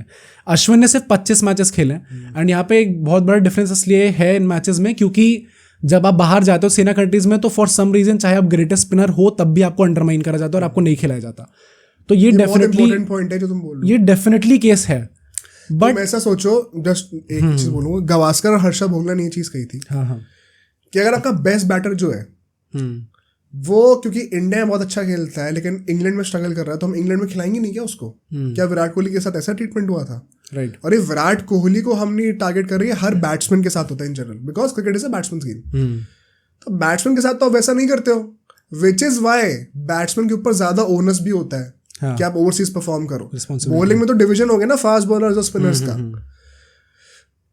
बट अगर आप जनरेशन के ग्रेटेस्ट स्पिनर को बाहर लेके जा रहे हो, तो आप बोल देते हो कि कंडीशंस फेवर नहीं करने वाली है, एंड आप खिला भी रहे हो तो क्या करा आपने, 1 मैच खिलाया फिर बैठा दिया, 2 मैच खिलाया फिर दोबारा बैठा दिया, तो बंदा रिदम में आ ही नहीं पा रहा, तो कहाँ से 5 विकेट लेगा भाई? मतलब पर डू यू थिंक 25 मैचेस खेले एंड एक भी 5 विकेट हॉल ना लेना? हाँ, वो है एक प्रॉब्लम। मतलब मैं यूजुअली फुटबॉल में बोलता हूँ कि हर एक प्लेयर के करियर में एक धब्बा होता है जो कि प्रॉब्ली आप उसका कोई एक्सक्यूज होता नहीं। आई थिंक अश्विन का ये प्रॉब्ली एक चीज है कि एक greatest spinner, greatest test player भी आप कह सकते हो ऑफ दिस जनरेशन, और उसका सेना कंट्री में एक भी 5 विकेट हॉल ना। आई थिंक दैट इज नहीं, वो तो है, भज्जी का भी तो है, भज्जी का भी है definitely, if I am not wrong. तो वो एक्सक्यूज तो है ही नहीं। हाँ, पर उसको जितना आउट ऑफ प्रपोर्शंस आप ब्लो कर रहे हो, उसके पीछे की रीजनिंग भी तो देखो ना। उसने आधे मैचेस खेले सेना में as compared to Virat Kohli, never got the time to settle down, for some reason उसको प्रेफरेंस नहीं मिलती ओवर अदर प्लेयर्स। तो there are a lot of reasons why he will not be able to get a 5 wicket haul there, but still there is no excuse कि उसने वो 5 wicket एक बार तो at least क्यों नहीं लिया। आई होप कि बीजीटी में भी आके वो चेंज हो जाए, बट वो एक पॉइंट है जो विराट कोहली के पास तो रहेगा ही रहेगा। राइट। सेकेंडली आई थिंक मैंने जो बाकी कंट्रीज का लिया है, क्योंकि मैंने बांग्लादेश लिया, श्रीलंका लिया, एंड मैंने वेस्ट इंडीज भी लिया, क्योंकि वेस्ट इंडीज में अश्विन का रिकॉर्ड काफी अच्छा था। इंडिया के बाद सबसे ज्यादा उसने 5 विकेट हॉल्स वेस्ट इंडीज में लिया। सो अगर इनको लें तो विराट कोहली ने यहाँ पे 20 मैचेस खेले जिसमें उसे 18 सेंचुरीज मारी है उसने। This is actually crazy. And Ashwin का भी बहुत इंप्रेसिव है, 15 मैचेस में उसने 11 5 विकेट हॉल्स लिए हैं। तो अगर इसको कंपेयर करें specifically, what do you think कौन सा ज्यादा बेटर है? क्योंकि 20 मैचेस में 18 सेंचुरीज एंड 15 मैचेस में 11 5 विकेट हॉल्स। इंडिया इंक्लूडेड है इसमें? नहीं ना, नहीं इंडिया इंक्लूडेड नहीं है। Bangladesh, Sri Lanka and West Indies, सिर्फ 3 कंट्रीज। हाँ, मतलब अफगानिस्तान में उनने कोई खेला नहीं, पाकिस्तान में जाके खेला नहीं। 10 विकेट हॉल्स और 200 कितनी है? 10 विकेट हॉल्स 200 मैंने नहीं लिखी, मैंने सेंचुरीज और 5 विकेट हॉल्स लिखी है। आई थिंक 10 विकेट हॉल्स भी होंगी फॉर श्योर अश्विन की तो, एंड विराट कोहली की भी डबल 100 तो मुझे याद ही है, तो वो भी होंगे फॉर श्योर। आई थिंक ये काफी नेक टू नेक है भाई, इसमें तुम किसी को भी दे सकते हो। मतलब I know neck to neck है, बट क्या 20 मैचेस में probably 18 centuries, isn't it not slightly more impressive? हाँ, हो सकता है। तो यहाँ पे बेसिकली आप कह सकते हो कि but once again getting 100 is slightly easier than getting 5 wicket haul. यार पता और एक नहीं पता है, ये कोई जो लोग इस चीज को अपोज करेंगे, ये मैं नहीं कह रहा हूँ, ये सारे रेनाउंड क्रिकेटर्स भी कहते हैं, मतलब किसी को भी जाके देखो। जितने लोग देख रहे वीडियो, आप लोग भी कमेंट करके बताना, क्योंकि आई थिंक इस पर सबके थोड़े डिफरिंग ओपिनियंस हो गए। बट नेचुरली चलो यहाँ पे I would say probably Kohli takes edge यहाँ पे। इंडिया में देखें तो इंडिया में चीज़ें बहुत डिफरेंट होती हैं। कोहली ने 51 मैचेस में 14 सेंचुरीज मारी हैं, एंड अश्विन ने 61 मैचेस खेले, 10 मैचेस ज़्यादा खेले कोहली से, एंड 29 5 विकेट हॉल्स लिए। तो उसके जितने भी टोटल 5 विकेट हॉल्स हैं, 33, 35, 36 जितने भी हैं उसके, बहुत ही बिग मेजोरिटी जो है वो इंडिया के अंदर आया है। सेकेंडली, तुमने भी जो भी हर कंट्री के स्टैट्स बताए हैं, तुमने अश्विन की बैटिंग अभी कंसिडर ही नहीं करी। हाँ, नहीं करी। विराट कोहली बॉलिंग नहीं करता, बट दैट्स हिज फॉल्ट। हाँ, डेफिनेटली एज एन ऑलराउंडर आपका हमेशा इम्पैक्ट ज्यादा रहने का चांस रहेगा। ये मेरा फाइनल वर्डिक्ट इसके बेसिस पे होगा। बट यहाँ पे इंडिया में क्लियरली अश्विन ने बहुत बेटर परफॉर्म करा है। एंड जो हमने अभी पिछले सेगमेंट में डिस्कस करा कि बहुत बड़ा रीजन इंडिया का कि वो इतने साल से अनबीटन है, इट इज बिकॉज अश्विन खेलता है यहाँ पे, एंड बहुत बड़ा हाथ उसका रहता है ऐसे सिंगल हैंडेडली मैचेस जिताने में। लास्टली अगर मैं मैन ऑफ द मैचेस देखूं तो कंपैरिजन ही नहीं है। क्यों नहीं है? विराट कोहली के 10 मैन ऑफ द मैचेस हैं 114 मैच में, अश्विन के 9 101 मैचेस में। सो 13 मैचेस कम खेल के उसका एक कम है। मैन ऑफ द सीरीज मैंने नहीं लिखा। अश्विन के 10 मैन ऑफ द सीरीज हैं। Okay, man of the matches ज्यादा मैन ऑफ द सीरीज है। ओके, और अगर इस सीरीज में वो जीत गया मैन ऑफ द सीरीज, तो वो क्रिकेट की हिस्ट्री में highest number man of the series हो जाएगा। ओके, मुरलीधरन के 11 हैं, अश्विन 10 पे अभी। इस बार का बांग्लादेश की, जो कि बहुत हाईली लाइकली है। हाँ। और पता मेन पॉइंट मुझे जो लगता है डिस्कशन का, जो कि हमने स्टार्ट किया था, कि आप इम्पैक्ट को गिन तो रहे हो, पर इम्पैक्ट इन विनिंग सिचुएशंस, आपने कब जिताया टीम को, राइट, उस पर अगर हम लोग आ जाएं तो बहुत ज्यादा क्लियर हो जाता है कि क्या आंसर होने वाला है। Okay, do you have anything to say before that? मतलब उसके बाद फिर मतलब आई थिंक मैंने एक्सटेंड करने वाला हूं। जो स्टैट्स है मैंने अपने प्रेजेंट कर दिया, एंड जो final verdict I am still saying कि मैं अपनी जो मुझे एक्चुअली में लगता है, आई वुड स्टे, मैं एकदम एंड तक वेट करूंगा after listening to your facts as well, कि क्या मेरा फाइनल डिसीजन होगा। जो हमने ये पॉइंट एस्टैब्लिश किया था स्टार्टिंग में कि आप कितनी बार टीम को जिता रहे हो, हम लोग फॉरेन कंडीशंस के जो तुमने स्टैट्स गिनाए, हमने उसको ब्रेक डाउन करा कैसे। उसमें अश्विन की सेना कंट्रीज में गलती तो है, पर वो काफी और भी रीजंस है उसके। पर हम कितनी सीरीज जीते सेना कंट्रीज में? ओके, जब से विराट कोहली आया। साउथ अफ्रीका में कितनी जीते हैं? 0। Although in a losing situation, is it not more difficult for a batsman कि फिर वो परफॉर्म करे? क्योंकि बता रहा हूँ मैं पहले उस आर्गुमेंट को कंप्लीट कर लूँ। साउथ अफ्रीका में कितने जीते? 0। ठीक है। इंग्लैंड में कितने जीते? 0। बचेगा न्यूजीलैंड में कितने जीते? आई थिंक 0 ही है, उसमें भी ड्रॉ हुआ है मेरे ख्याल से, if I am not wrong. लोग करेक्ट कर देंगे। एंड ऑस्ट्रेलिया में कितने बार जीते हैं? 2 बार जीते हैं। उसमें से अगर हम लोग 2018 वाले की बात करें, the main superstar was Pujara. 2021 वाले की बात करें, विराट कोहली पहले टेस्ट मैच का था भी नहीं। हाँ, तो अब बेसिकली जो ओवरसीज टेस्ट मैचेस में, ये वंस अगेन मैं ग्रेटेस्ट प्लेयर की बात नहीं कर रहा हूँ। ग्रेटेस्ट प्लेयर में फिर उसका इंडिविजुअल कंट्रीब्यूशन डेफिनेटली कंसिडरेशन में आएगा। हाँ। मैं इम्पैक्ट की बात कर रहा हूँ इन विनिंग सिचुएशंस। तो वो ओवरसीज वाला डिबेट रह ही नहीं जाता उस लेवल पे। मतलब ये हम लोग कह रहे हैं सीरीज कितनी जीते, राइट भाई आप अल्टीमेटली, हाँ, कितनी बार अपने टीम को विनिंग सिचुएशन पे फिनिश करवाया अपने इम्पैक्ट के थ्रू। मतलब मैचेस भी तो जिता सकता है आदमी, सिर्फ पूरी सीरीज ही थोड़ी जिता देगा हमेशा। एक मान भाई 5 टेस्ट मैच की सीरीज है, तुम 4-1 हार गए, एक मैच जीत गए, वाह भाई ताली बजा लो। पर ये बहुत वो है, बहुत फ्लॉड पॉइंट है। क्यों? क्योंकि ओवरसीज में हमेशा जो टीम जाती है, जो बाहर से आती है, हम लोग कितनी बार बात करते हैं, कितनी पोलराइजिंग सिचुएशंस होती हैं।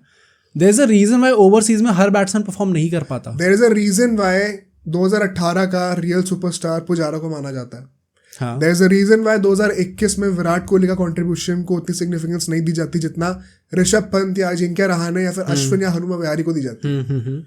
राइट। तो basically the 2 most rewarded moments of your overseas glory did not have Virat Kohli as the star boy of the team. On the other hand, जब इंडिया में खेल रहे हो, जबकि 12 साल का आपका जो ग्लोरी रही है, right, the star poster boy has always been Ashwin and I think it is not even close. Virat Kohli ने बहुत तगड़ी बैटिंग करी है, वो 2-3 साल का तो बीच में फेस था 16-19 का, वो तो अनरियल था, बट लोग वही ना फिर से लोग भूल जाते हैं. उसमें अश्विन भी जो है हर सीजन में 70-80 विकेट लिए जा रहा था भाई, प्लस जो सेंचुरी और जो 50s मार रहा है वो अलग, वो अभी हमने कंसिडर भी नहीं करा है कि अश्विन एज अ बैटर कितना कंट्रीब्यूट कर रहा है, टीम के बैलेंस पे कितना इम्पैक्ट क्रिएट करके दे रहा है, कितना बड़ा हैक है वो. आई थिंक कोई डिबेट नहीं है उसके बाद. मतलब सेना कंट्रीज वाला I get your point, but I still think कि मतलब जस्ट बिकॉज इंडिया हार जाती है अगर ultimately match, that does not, मतलब ये वही ना कि हम लोग अगर हम लोगों के हिसाब से नोटिस करेंगे तो फिर व्हाट्स द डिफरेंस, क्योंकि लोग तो यही सोचेंगे कि भाई मैच तो अल्टीमेटली हम लोग हार ही गए, क्या ही फर्क पड़ता है, कितने रन मार दिए, कितने विकेट ले लिए. बट इन रियलिटी उन सिचुएशंस में व्हेन आपकी पूरी टीम क्रम्बल कर रही होती है, आपके आसपास के प्लेयर्स अच्छा नहीं खेल रहे होते, उसमें आपकी एक रिस्पॉन्सिबिलिटी सिर्फ ये नहीं है कि आपको रन्स बनाने हैं, बट कि आपको सर्वाइव भी करना है. उस पॉइंट वही है, क्या आप उस सिचुएशन में अकेले परफॉर्म कर रहे हो, टीम हार गई, या आप उस सिचुएशन में अकेले परफॉर्म करके मैच को जिता गए. पर वो बहुत रेयर होगा ना, किसी के लिए भी बहुत रेयर होगा. यस, बट अश्विन ने वो चीज ज्यादा करके दी है इंडिया के अंदर, सेना में, इंडिया के अंदर नहीं. इंडिया के अंदर तो डिबेट है ही नहीं, वो तो क्लियरली सिर्फ स्टैट्स के बेसिस पे जाओ तो आई एम श्योर काफी लोग बोलेंगे, आर्ग्यू करेंगे इस चीज को भी. आई होप भाई, मतलब people are sensible enough to see, just अगर आप स्टैट्स भी देख लो, अगर हम लोग वो 5 विकेट हॉल्स को सेंचुरी के बराबर भी ले लेते तो उसकी डबल सेंचुरीज हैं फिर अश्विन की. वो 29 पे बैठे हैं, यहाँ पे 14 पे कोहली है, 10 विकेट हॉल्स हैं तो 10 डबल 100. राइट. सो आई थिंक वो तो कंपेयर करना ही नहीं चाहिए बिल्कुल. इंडिया में तो by far he is the superior player. But I think overall, क्योंकि specifically I have seen cricket में कितनी, टेस्ट क्रिकेट में कितनी ज़्यादा इंपॉर्टेंस होती है कि आप अपनी कंट्री से बाहर कैसा परफॉर्म करते हो. आई थिंक वो, क्योंकि बांग्लादेश, वेस्ट इंडीज, श्रीलंका, यहाँ पे तो उसके टाइप की पिचेस भी होंगी जहाँ पे वो कर सकता है perform. Still maybe it is not as impressive as Virat Kohli, हो सकता है बराबर हो या फिर थोड़ा कम हो.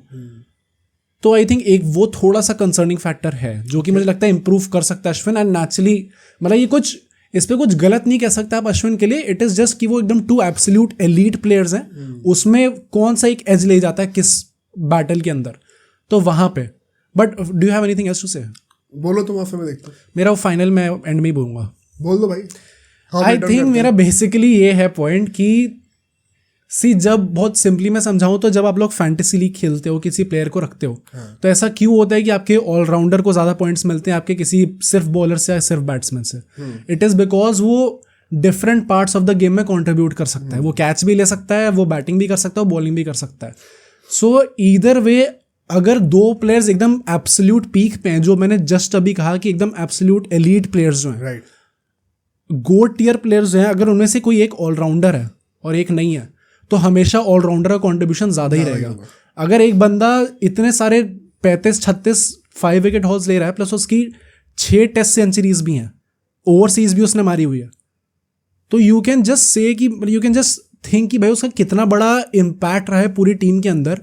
एंड अब ओवरसीज हटा भी दो तो if you just stick to India, ये 12 साल तक अनबीटन रहना, ये तो किसी अपनी कंट्री, कितना भी पोलराइज हो जाए टेस्ट मैच, अपनी कंट्री के अंदर भी इतना टाइम तक तो अनबीटन रह ही नहीं सकते लोग. राइट. एंड उसके पीछे I hope specifically after this match, I think भाई एकदम से ही वो, मुझे लगता है काफ़ी शॉर्ट लिव्ड भी है, लोग वापस भूल जाएंगे इस चीज़ को. बट एटलीस्ट इस टाइम पे, गिवन मोमेंट पे, लोग काफ़ी अप्रिशिएट कर रहे हैं अश्विन को एंड इस पूरे नैरेटिव को कि इसके वजह से हम लोग इतना टाइम तक अनबीटन रहे हैं. I hope people are smart enough to understand कि उसका कॉन्ट्रीब्यूशन इसमें बहुत ज़्यादा बेटर रहा है विराट कोहली से. बट आई थिंक इसमें काफ़ी डिसएग्रीमेंट्स भी हो सकते हैं, क्योंकि there could be an argument ऐसे कि फॉर एग्जाम्पल फिर सचिन का इम्पैक्ट क्या काले से कम है, वो वाली बात भी हो सकती है. तो what we can do is perhaps, अभी ये बहुत रॉ डिबेट है, हम लोग शायद इसके ऊपर एक अलग से पॉडकास्ट भी बना सकते हैं if people are interested. And I am sure कि लोग मतलब 90% ऑफ कमेंट्स में विराट कोहली के आर्ग्यूमेंट बनाने के लिए आएंगे. तो I am actually eager to listen कि कोई ऐसा एक जेन्युइन पॉइंट होता है जो कि विराट कोहली के और फेवर में जा सकता है. तो because I am still open to it. अभी मेरे ओपिनियन में कोई डिबेट नहीं है, पर क्या पता हम कोई ऐसा पॉइंट मिस आउट कर रहे हो. तो क्योंकि the idea behind this segment was कि हम इसको बहुत रॉ रखेंगे, बहुत ज़्यादा मतलब इम्पैक्ट की बातें कर रहे हो तो सिर्फ स्टैट्स पे रिलाई नहीं करना. But people can present a different picture. जो नेक्स्ट डिबेट होने वाली है ये थोड़ी लाइटर नोट पे, Rishabh Pant versus MS Dhoni in test matches. क्या ऋषभ पंत ऑलरेडी धोनी की legacy as a test match wicket keeper batsman surpass कर चुका है, या फिर वो डेफिनेटली कर जाएगा आगे आके, या फिर हमारे थाला अनटचेबल एकदम ही कि भाई एकदम ऊपर बैठे हुए हैं, कोई आसपास भी नहीं आ सकता। क्या लगता है? 6 टेस्ट मैच सेंचुरी हो चुकी है दोनों की 6 हो चुकी है, highest ever for India, right. And Dhoni की एक भी ओवरसीज टेस्ट सेंचुरी नहीं है, 5 उसने इंडिया में मारी है, 1 पाकिस्तान में मारी है। ऋषभ पंत का if you actually look at it तो उसका कुछ ज्यादा ही क्रेजी रिकॉर्ड है इसमें, उसकी 6 में से 4 सेंचुरी जो है वो सेना कंट्रीज में है, एंड वो चारों सेंचुरी का इंपैक्ट अलग लेवल का है, मतलब वो आइकॉनिक इंपैक्ट है उसके, मतलब आप याद रखोगे सालों साल तक उस चीज को। 2 उसकी इंडिया में, 2 इंग्लैंड में, 1 साउथ अफ्रीका में, 1 ऑस्ट्रेलिया में। सो सेना कंट्री स्पेसिफिकली जहां पे परफॉर्म करता है डिफिकल्ट होता है, specifically for a lower middle order batsman, वहां पे वो उसने इतना अच्छा परफॉर्म करा है। ऑल्दो लोग वही कहेंगे he is not exactly a lower middle order batsman. जो थाला फैंस होंगे वो कहेंगे कि धोनी नंबर 7 पे बैटिंग करने के लिए आता था, बट फिर अश्विन क्या कर रहा है? अश्विन की भी 6 टेस्ट सेंचुरीज हैं और ओवरसीज भी है उसकी। आई थिंक वही ना, ये अगेन जो मैंने अश्विन के लिए कहा था कि एक धब्बा होता है करियर में, आई थिंक धोनी के साथ भी यही है। हाँ, हर किसी का करियर में होता है। सेना कंट्री में एक भी सेंचुरी ना होना, आई थिंक वो कुछ ज्यादा ही थोड़ा काफी हिट करता है उसकी लेगेसी को। एंड वही है, मतलब हर कोई बंदा परफेक्ट नहीं हो सकता, बट ऋषभ पंत जिस तरीके से उसकी ट्रैजेक्टरी चल रही है इस टाइम पे, उसकी एवरेज बेटर है इस टाइम पे धोनी से, ऑल्दो उसने 1/3 ऑफ द मैचेस खेले धोनी के, तो जब वो उस लेवल पे पहुंचेगा तब तक वो एवरेज मेंटेन करके रखना।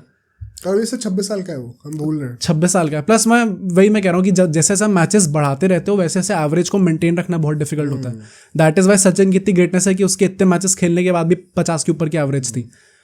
तो आई थिंक डिफिकल्ट तो डेफिनेटली होने वाला है, बट जो ट्रैजेक्टरी है उसकी, एक वो जेन्युइन लेजेंड बन सकता है ऋषभ पंत आगे जाके। वो इम्पैक्ट देन अगेन आप सिर्फ वही इम्पैक्ट कैलकुलेट करना बहुत डिफिकल्ट है, क्योंकि वो कैप्टन भी था धोनी, But why ना as a captain in test matches he has not बहुत been ज्यादा अच्छा रिकॉर्ड नहीं। हाँ definitely, but clearly Virat Kohli and Sourav Ganguly have been more successful, have been better. So definitely उतने points उससे नहीं मिलेंगे, but still to some extent points तो मिलेंगे ही मिलेंगे उसको। I think काफी लोग ये बोलते भी हैं ऑफ द सीन्स कि Dhoni was not a big fan of test format. Okay. As a player he did not enjoy it that much, and वो कहीं ना कहीं कप्तानी में दिखता भी था शायद। एंड मतलब आप ऐसा होता ना कि बहुत तगड़े कैप्टन हो, अब जैसे विराट कोहली है, तो फिर आप कह सकते हो कि हाँ भाई लेकिन इम्पैक्ट ऐसे भी तो क्रिएट करके दे रहा है बंदा, लेगेसी ऐसी भी तो बन रही है। बट आई थिंक धोनी के लिए भी एग्जैक्टली वो केस बनता नहीं है, और अभी आप एक 26 साल के लड़के से कंपैरिजन हो रहा है जिसका अभी 10 साल और है कम से कम।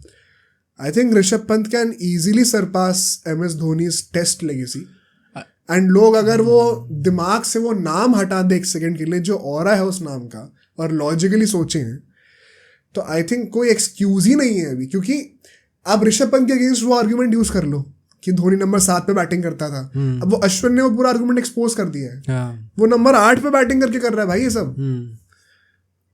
तो आप किस बेसिस पे वो वाला आर्गुमेंट दे सकते हो कि अच्छा ये एक नया एक्सक्यूज क्या शुरू हुआ है, पहले के जमाने में टेल एंडर्स इतने अच्छे नहीं थे, अरे यार तो बहुत मुश्किल होती थी बैटिंग करने में।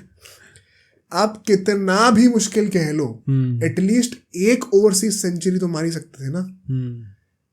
अगर धोनी इतना महान प्लेयर है तो एक तो मार सकता। आई थिंक वही जो तुमने कहा कि हर एक प्लेयर के करियर में एक ना एक वो ब्लैक स्पॉट होता है। अनफॉर्चुनेटली धोनी के करियर में एक ही ब्लैक स्पॉट है। एंड ऋषभ पंत का पॉइंट ये है ना कि अभी काफी यंग है, तो काफी टाइम है उसके पास, जिस तरीके से चल रहा है एटलीस्ट बैटिंग रिकॉर्ड्स तो तोड़ ही सकता है आराम से धोनी के। I think we will be disappointed अगर वो लेगेसी नहीं कर पाता। Right. Secondly I think probably इस टाइम पे the favourite to become the next test captain right now लोग ऋषभ पंत ही कहेंगे। And I think it is very shameful of those select few Dhoni fans अगर वो बुरा मान रहे हैं इस बात का कि ऋषभ पंत वो रिकॉर्ड्स तोड़ सकता है। भाई एज सचिन फैंस हमें खुश होना चाहिए कि विराट कोहली ने ओडीआई रिकॉर्ड तोड़ा। एज धोनी फैंस हमें खुश होना चाहिए कि ऋषभ पंत रिकॉर्ड तोड़े। फिर hopefully as Virat Kohli fans हमें खुश होना चाहिए कि शुभमन गिल रिकॉर्ड तोड़ दे। आप इंडियन क्रिकेट को नेक्स्ट लेवल पे लेके जाना है भाई। अगर आप एक प्लेयर से इतना ऑब्सेस्ड हो कि आप चाहते हो कि हमारी अपकमिंग जनरेशन अच्छा ना कर पाए, it is very pathetic to see. जब सचिन तेंदुलकर ने पूरी सेरेमनी में ऑडियंस के सामने कह दिया था कि मेरा रिकॉर्ड ये 2 प्लेयर्स तोड़ सकते हैं, रोहित शर्मा और विराट कोहली, तो आई डोंट थिंक किसी फैन को बहुत ज़्यादा प्रॉब्लम होनी चाहिए इससे। इंडियन क्रिकेट के भले के बारे में सोचोगे तो सारे प्लेयर्स का भी भला ही होगा इन जनरल भी, एंड धोनी भी यही चाहता है। तो the biggest point is that. But Rishabh Pant का अगर वो टेस्ट कैप्टन ही बन जाता है, गिवन कितना एंजॉय करता है टेस्ट क्रिकेट को वो, इट इज़ क्वाइट पॉसिबल कि ओवरऑल टेस्ट लेगेसी में एटलीस्ट वो शायद सरपास कर जाए। ओवरऑल प्लेयर की बात नहीं कर रहे हैं, हाँ ओडीआई फॉर्मेट, T20 फॉर्मेट की बात, और T20 में भी काफी ऐसे अब तो भाई हाँ नहीं मतलब T20 में धोनी की भी आई थिंक क्या 1.50 है 0.50 है कुछ ऐसा कुछ है। ओह ओके, तो वो भी काफी शेडी है। बट टेस्ट में तो I think I will be genuinely disappointed अगर ऋषभ पंत उनकी लेगेसी सरपास नहीं करते हैं। तो as a wicket keeper perhaps you can argue कि Dhoni has been far superior, and उसमें भी ऋषभ पंत धीरे धीरे he is improving. But as a wicket keeper batsman या as a batsman wicket keeper जो बल्ले से परफॉर्मेंसेज रही हैं, I think Rishabh Pant already kind of surpass करने के स्टेज पे आ चुका है। ओके हो सकता है, लेट्स सी कि क्या होता है। But moving on to football finally, and यहाँ पे सबसे पहला टॉपिक हम लोग बारसा कवर करने वाले हैं, विच is about Ter Stegen. As I said in the beginning of this video कि टर स्टेगन जो है इस टाइम पे काफ़ी गंदे फेज में चल रहा है। बारसा इतना अच्छा स्टार्ट कर रही थी सीज़न को ला लीगा के, हांसी फ्लिक के अंडर सब बहुत अच्छा था, बट अपना पहला यूसीएल का मैच वो लोग हार गए, एंड वो ऑलमोस्ट सिंगल हैंडेडली टर स्टेगन ने हरा दिया था, वेरी ऑनेस्टली स्पीकिंग। उसके बाद बहुत गालियाँ पड़ी उसको, एंड उसने अपना कमेंट सेक्शन डिसेबल कर दिया। अच्छा ये भी करा है? हाँ, क्योंकि बारसा फैन सब कह रहे थे लीव माई क्लब ऐसे करके, जो कि हर प्लेयर के साथ होता है नेचुरली, बट उसे डिसेबल कर दिया। ये तो कभी नहीं करना चाहिए, हाँ, चाहे आप कितना भी डिसएग्री करो। बहुत डिसहार्टनिंग इसलिए भी क्योंकि वो कैप्टन है इस टाइम पर टीम का, एंड उसके साथ ये चीज़ें हो रही हैं। बट उसके बाद एक अपॉर्चुनिटी थी कमबैक की, ऑब्वियसली हर प्लेयर के पास होती है नेक्स्ट मैच में, एंड वहाँ पे वो अच्छा भी परफॉर्म कर रहा था, बट वो अनफॉर्चुनेटली बॉल पकड़ते हुए एक ऐसी पोजीशन में लैंड करता है जहाँ पे उसके नी पे बहुत गंदा टीयर हो जाता है, एंड अपेरेंटली ये वही नी है जिसमें 2021 में उसने अपनी सर्जरी कराई थी, एंड अब वो और गंदा टीयर हुआ है इस बार। It is a full tear now, and it is expected कि उसे एटलीस्ट 7 to 9 months लगेंगे वापस आने में। अच्छा, इस लेवल का वो व्हीलचेयर पे गया था हॉस्पिटल से। 7 to 9 months तो गया सीजन गया, आई थिंक ये सीजन गया उसका। वेरी अनफॉर्चुनेट, क्योंकि बारसा के पास बहुत अच्छा कीपर है भी नहीं बैकअप में, इनाकी पेनिया है, बट आप कितना उस पर ट्रस्ट कर सकते हो वो बारसा फैंस ही जानते हैं उस चीज़ को। बट अगर हम लोग स्पेसिफिकली इस चीज़ को देखें, एंड यू नो जब ये यूसीएल वाला मैच हुआ था जब उसने हरवाया, उसके बाद एक रिकॉर्ड आता है।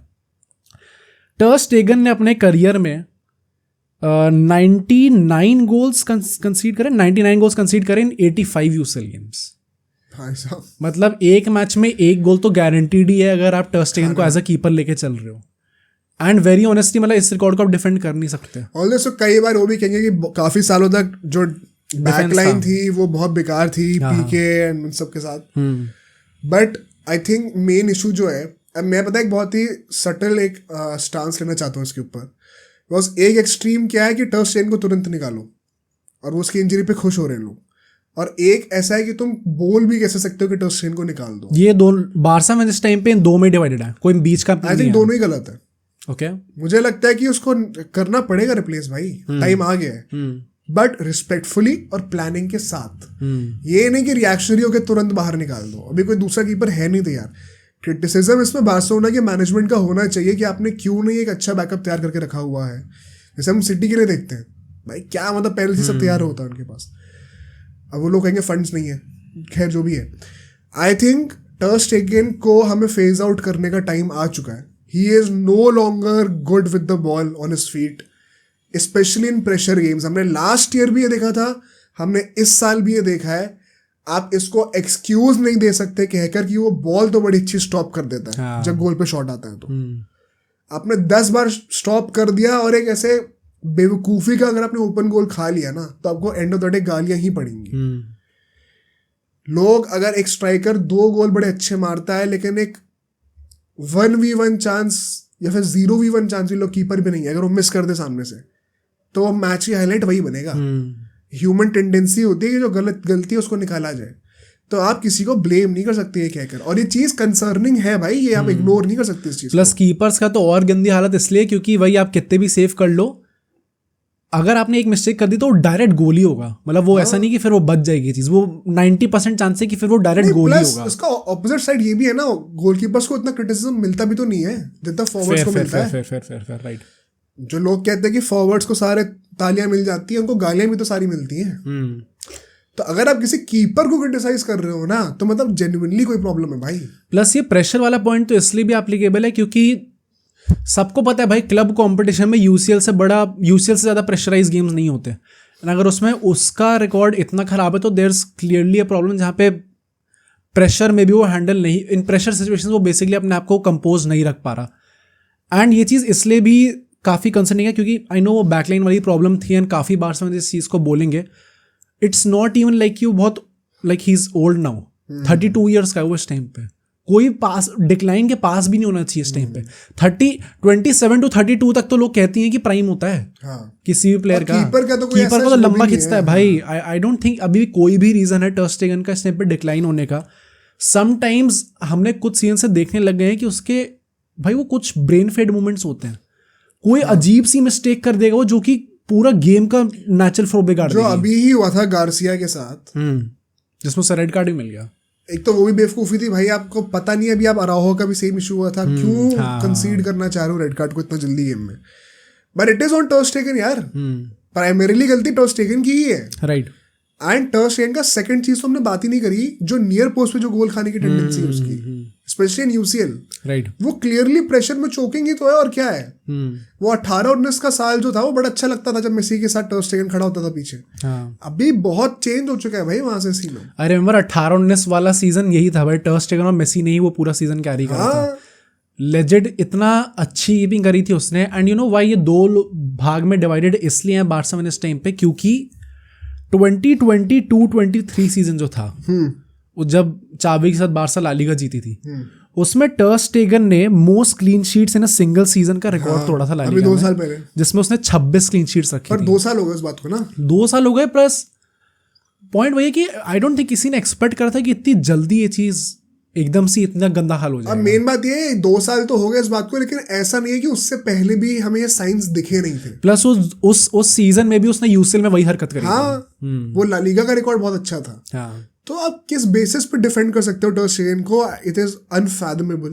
एट द सेम टाइम आप ये प्रे कर रहे हो कि इंजरी कोई अच्छा हुआ, वो भी बहुत डिसरिस्पेक्टफुल। वो तो आई थिंक मतलब किसी भी प्लेयर को चाहे आप कितना भी गंदा लगता है कोई प्लेयर, आपको वो इंजरी पे विश करना तो इट इज इनह्यूमन भाई, बहुत गंदी चीज़ है वो। फाइनली मुझे एक चीज़ और लगती है इसमें, and then again I will ask you this question, कि जो लोग जैसे तुमने एक बीच का पाथ पकड़ा एंड कहा कि रिस्पेक्टफुली हमें रिप्लेस करना पड़ेगा उसको, I think the point also is that कि आप वही ना कि ऐसा नहीं कर सकते आप कि आपने निकाल दिया फिर आप एक नया कीपर ले फिर आप वो स्टार्ट करें, क्योंकि इसका सबसे बड़ा एग्जाम्पल क्या है, जो डेविड डे है जो था यूनाइटेड में, वो जिस सीजन निकला उससे पहले वाले सीजन में जिसमें रोनाल्डो भी था, उसमें वो यूनाइटेड का नहीं सॉरी प्रीमियर लीग में मोस्ट क्लीन शीट्स का उसको रिकॉर्ड मिला था। एंड उसके बाद नेक्स्ट सीजन में उसे हटाया मतलब निकाला जाता है, और फिर आंद्रे ओनाना ले आते हैं इंटर मिलान से, जो कि बहुत अच्छा परफॉर्म करा था उस टाइम पे, one of the top keepers था, यूसीएल में भी बहुत अच्छा करा था उसने। And then we all know उसका स्टार्ट कैसा रहा, कितना गंदा स्टार्ट रहा उसका, क्योंकि टाइम लगेगा ही आपको अडाप्ट करने में। एंड जब वो एकदम से आप इतना प्रेशर डाल दोगे एक नए कीपर पे, कुछ प्लेयर्स हो सकते हैं जो कि निखर के आए उस प्रेशर के अंदर, कुछ प्लेयर्स हो सकते हैं जो कि थोड़ा डाउन हो जाए उसके अंदर। एंड इसमें कुछ सही गलत नहीं है, हर प्लेयर ओवर टाइम अगर उसके पास क्वालिटी है तो वो ओवर टाइम ऊपर ही आएगा। तो एक बहुत ध्यान से प्लेस करना होता है हर प्लेयर को, एंड दैट इज़ वाई इतनी थिंकिंग जाती है, इतना ये जो बोर्ड होते हैं इतना टाइम लेते हैं इसके पीछे एक प्लान बनाने के चक्कर में। हांसी फ्लिक खुद इतना टाइम लेगा इसको रिप्लेस करने के चक्कर में, वो बहुत इंपॉर्टेंट होना है। आई थिंक वही पेशेंस जो एटलीस्ट हांसी, बोर्ड का नाम मैं नहीं लूँगा क्योंकि बोर्ड काफ़ी बेवकूफ़ सा है, बट एटलीस्ट हांसी फ्लिक जो पेशेंस दिखा रहे हैं इन प्लेयर्स के साथ, उससे ये चीज़ मैच के बाद पूछा गया था कि आप रिप्लेसमेंट साइन करोगे इसका, एंड बहुत तगड़ी तरीके से उसने हैंडल करा। उसने कहा कि भाई इसकी कोई समय पूछने का, मैं अभी टर स्टेगन के जो इंजरी हुई है उसको लेके काफ़ी वरीड हूँ, तुम मुझसे पूछो रिप्लेस कर दोगे वो। हाँ मतलब वो मुंह पे बोल देगा, यहाँ पे चावी होता तो फिर वो पैराग्राफ लिख देता कि कैसे हम करना तो चाहते हैं पर पैसा नहीं है बोर्ड के पास, वो रोने लग जाता है। कितनी खराब है, इतने सारे प्लेयर्स इंजर हो गए। एक बार हमने एक्सक्यूज सुना भी था हांसी फ्लिक से, और जो लोग मुझे गाली दे रहे थे सीजन की शुरुआत से पहले कि चावी को कैसे बोल रहे हो, ये फर्क है भाई। राइट। तो आई थिंक हांसी फ्लिक ने काफ़ी मैच्योरली इसको हैंडल करा है, बट बार्सा के लिए अब टाइम थोड़ा डिफिकल्ट होगा, क्योंकि इनाकी पेनिया भी ऐसा बहुत तोप नहीं है, वो भी वैसे ही मिस्टेक्स करता है जैसे टर स्टेगन करता है, प्लस उसका एक्सपीरियंस और कम है। एंड गिवन कि पूरे सीजन के लिए ऑलमोस्ट बाहर हो चुका है Ter Stegen, it is going to be a massive responsibility for Inaki Pena कि वो कैसे स्टेप अप करता है। प्लस हांसी फ्लिक के अंदर जैसे डिफेंस खोलता है, इसमें कुछ गंदा नहीं है क्योंकि हमने इसको भी पहले एक्सप्लेन करा हुआ है कि हांसी फ्लिक का पूरा सिस्टम यही है कि हम कैसा आउटस्कोर करें। तुम कहाँ चावी घंटा देख रहे थे क्या बार बार 4-4 गोल पड़ रहे हैं? विलारियल वाला मैच इतना अच्छा भी नहीं, और हमने 5 गोल मारे, पेनल्टी मिस कर दी, उसके बाद भी पड़ गए ना 5 गोल। तो उनका पूरा गेम ही उस पर डिपेंडेंट है। बट अगर ऐसा गेम खेलोगे तो पीछे खोलोगे, पीछे खोलोगे मतलब कीपर पे बहुत बड़ी रिस्पॉन्सिबिलिटी होगी, एंड उस पर सेव मतलब बेसिकली उसको बचाना पड़ेगा ऐसे इंडिविजुअल ब्रिलियंस के थ्रू एट टाइम्स।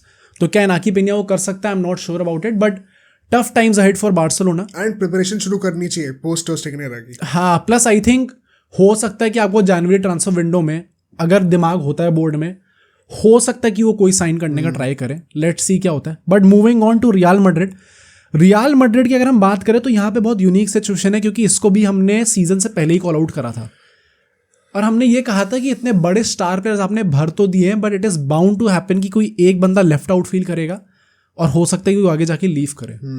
नाउ भी वो लीव करने तक की सिचुएशन नहीं आई है, बट एक इनिशियल साइंस में भी आप कह सकते हो एक स्पार्क दिखी हमें।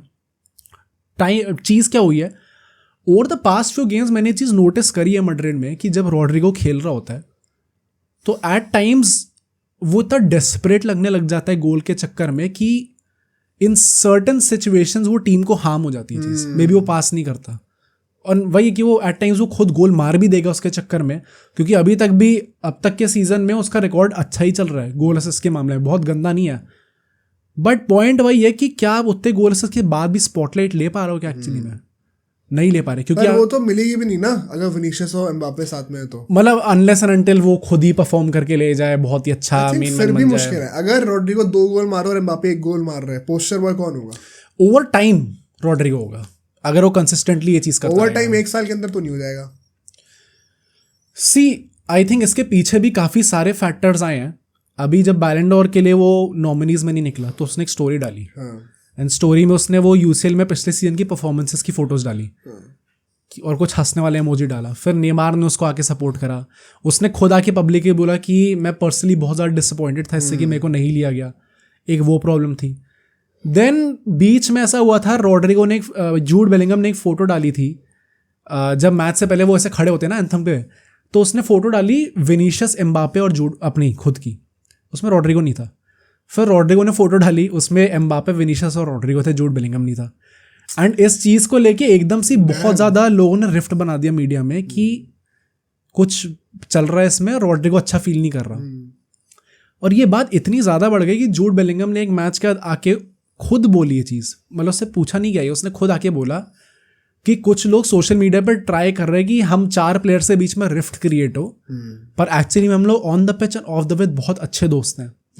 एंड ये तक जरूरत पड़ गई कि एक रॉड्रिगो की पोस्ट के नीचे जूड बेलिंगम ने लिखा only fools forget the R, इसका मतलब ओनली फूल्स फॉरगेट रॉड्रिगो। तो अगर आप ऐसे हम लोग बैठ के देखें तो लगता है थोड़ा चाइल्डिश भी है भाई, अगर ये चीजें इतनी ज्यादा, अगर तुम्हें इतना ज्यादा आउट ऑफ ए वे जाके करना पड़ रहा है इसे तो क्लियरली कुछ प्रॉब्लम है। पर प्लेयर्स, मैं क्रेडिट तो इन सबको दूंगा कि प्लेयर्स ट्राई तो कर रहे हैं कि सब लोग इन्वॉल्व हो, क्योंकि सिर्फ पेनल्टीज में भी आप लोग देखो ना तो जिस प्लेयर ने गोल नहीं मारा होता वो लोग उसको दे देते हैं। विनीशियस कायदे से लेनी चाहिए बट उसने एम्बापे को दे दी थी मैच में। तो ये चीज हमें देखने को मिल रही है, सब लोग ट्राई कर रहे हैं कि सब इंक्लूड हो, बट एक प्लेयर के अंदर अपने मन में जो वो चीज होगी कि यार मैं परफॉर्म करूं, मेरे को तब भी रिकॉग्निशन नहीं मिल रहा, जो नेमार में थी, मेसी के साथ जो था उसमें, कि अगर मैं इधर रहूंगा तो मैं फिर अपना सुपरस्टार नहीं बन सकता। I think it's a good example, because ऐसा नहीं है कि उसमें रिलेशंस खराब थे एमएसएन के, पर वो था कि हाँ मुझे भी शाइन आउट करना है, उसके लिए शायद मुझे ये छोड़ना पड़ेगा।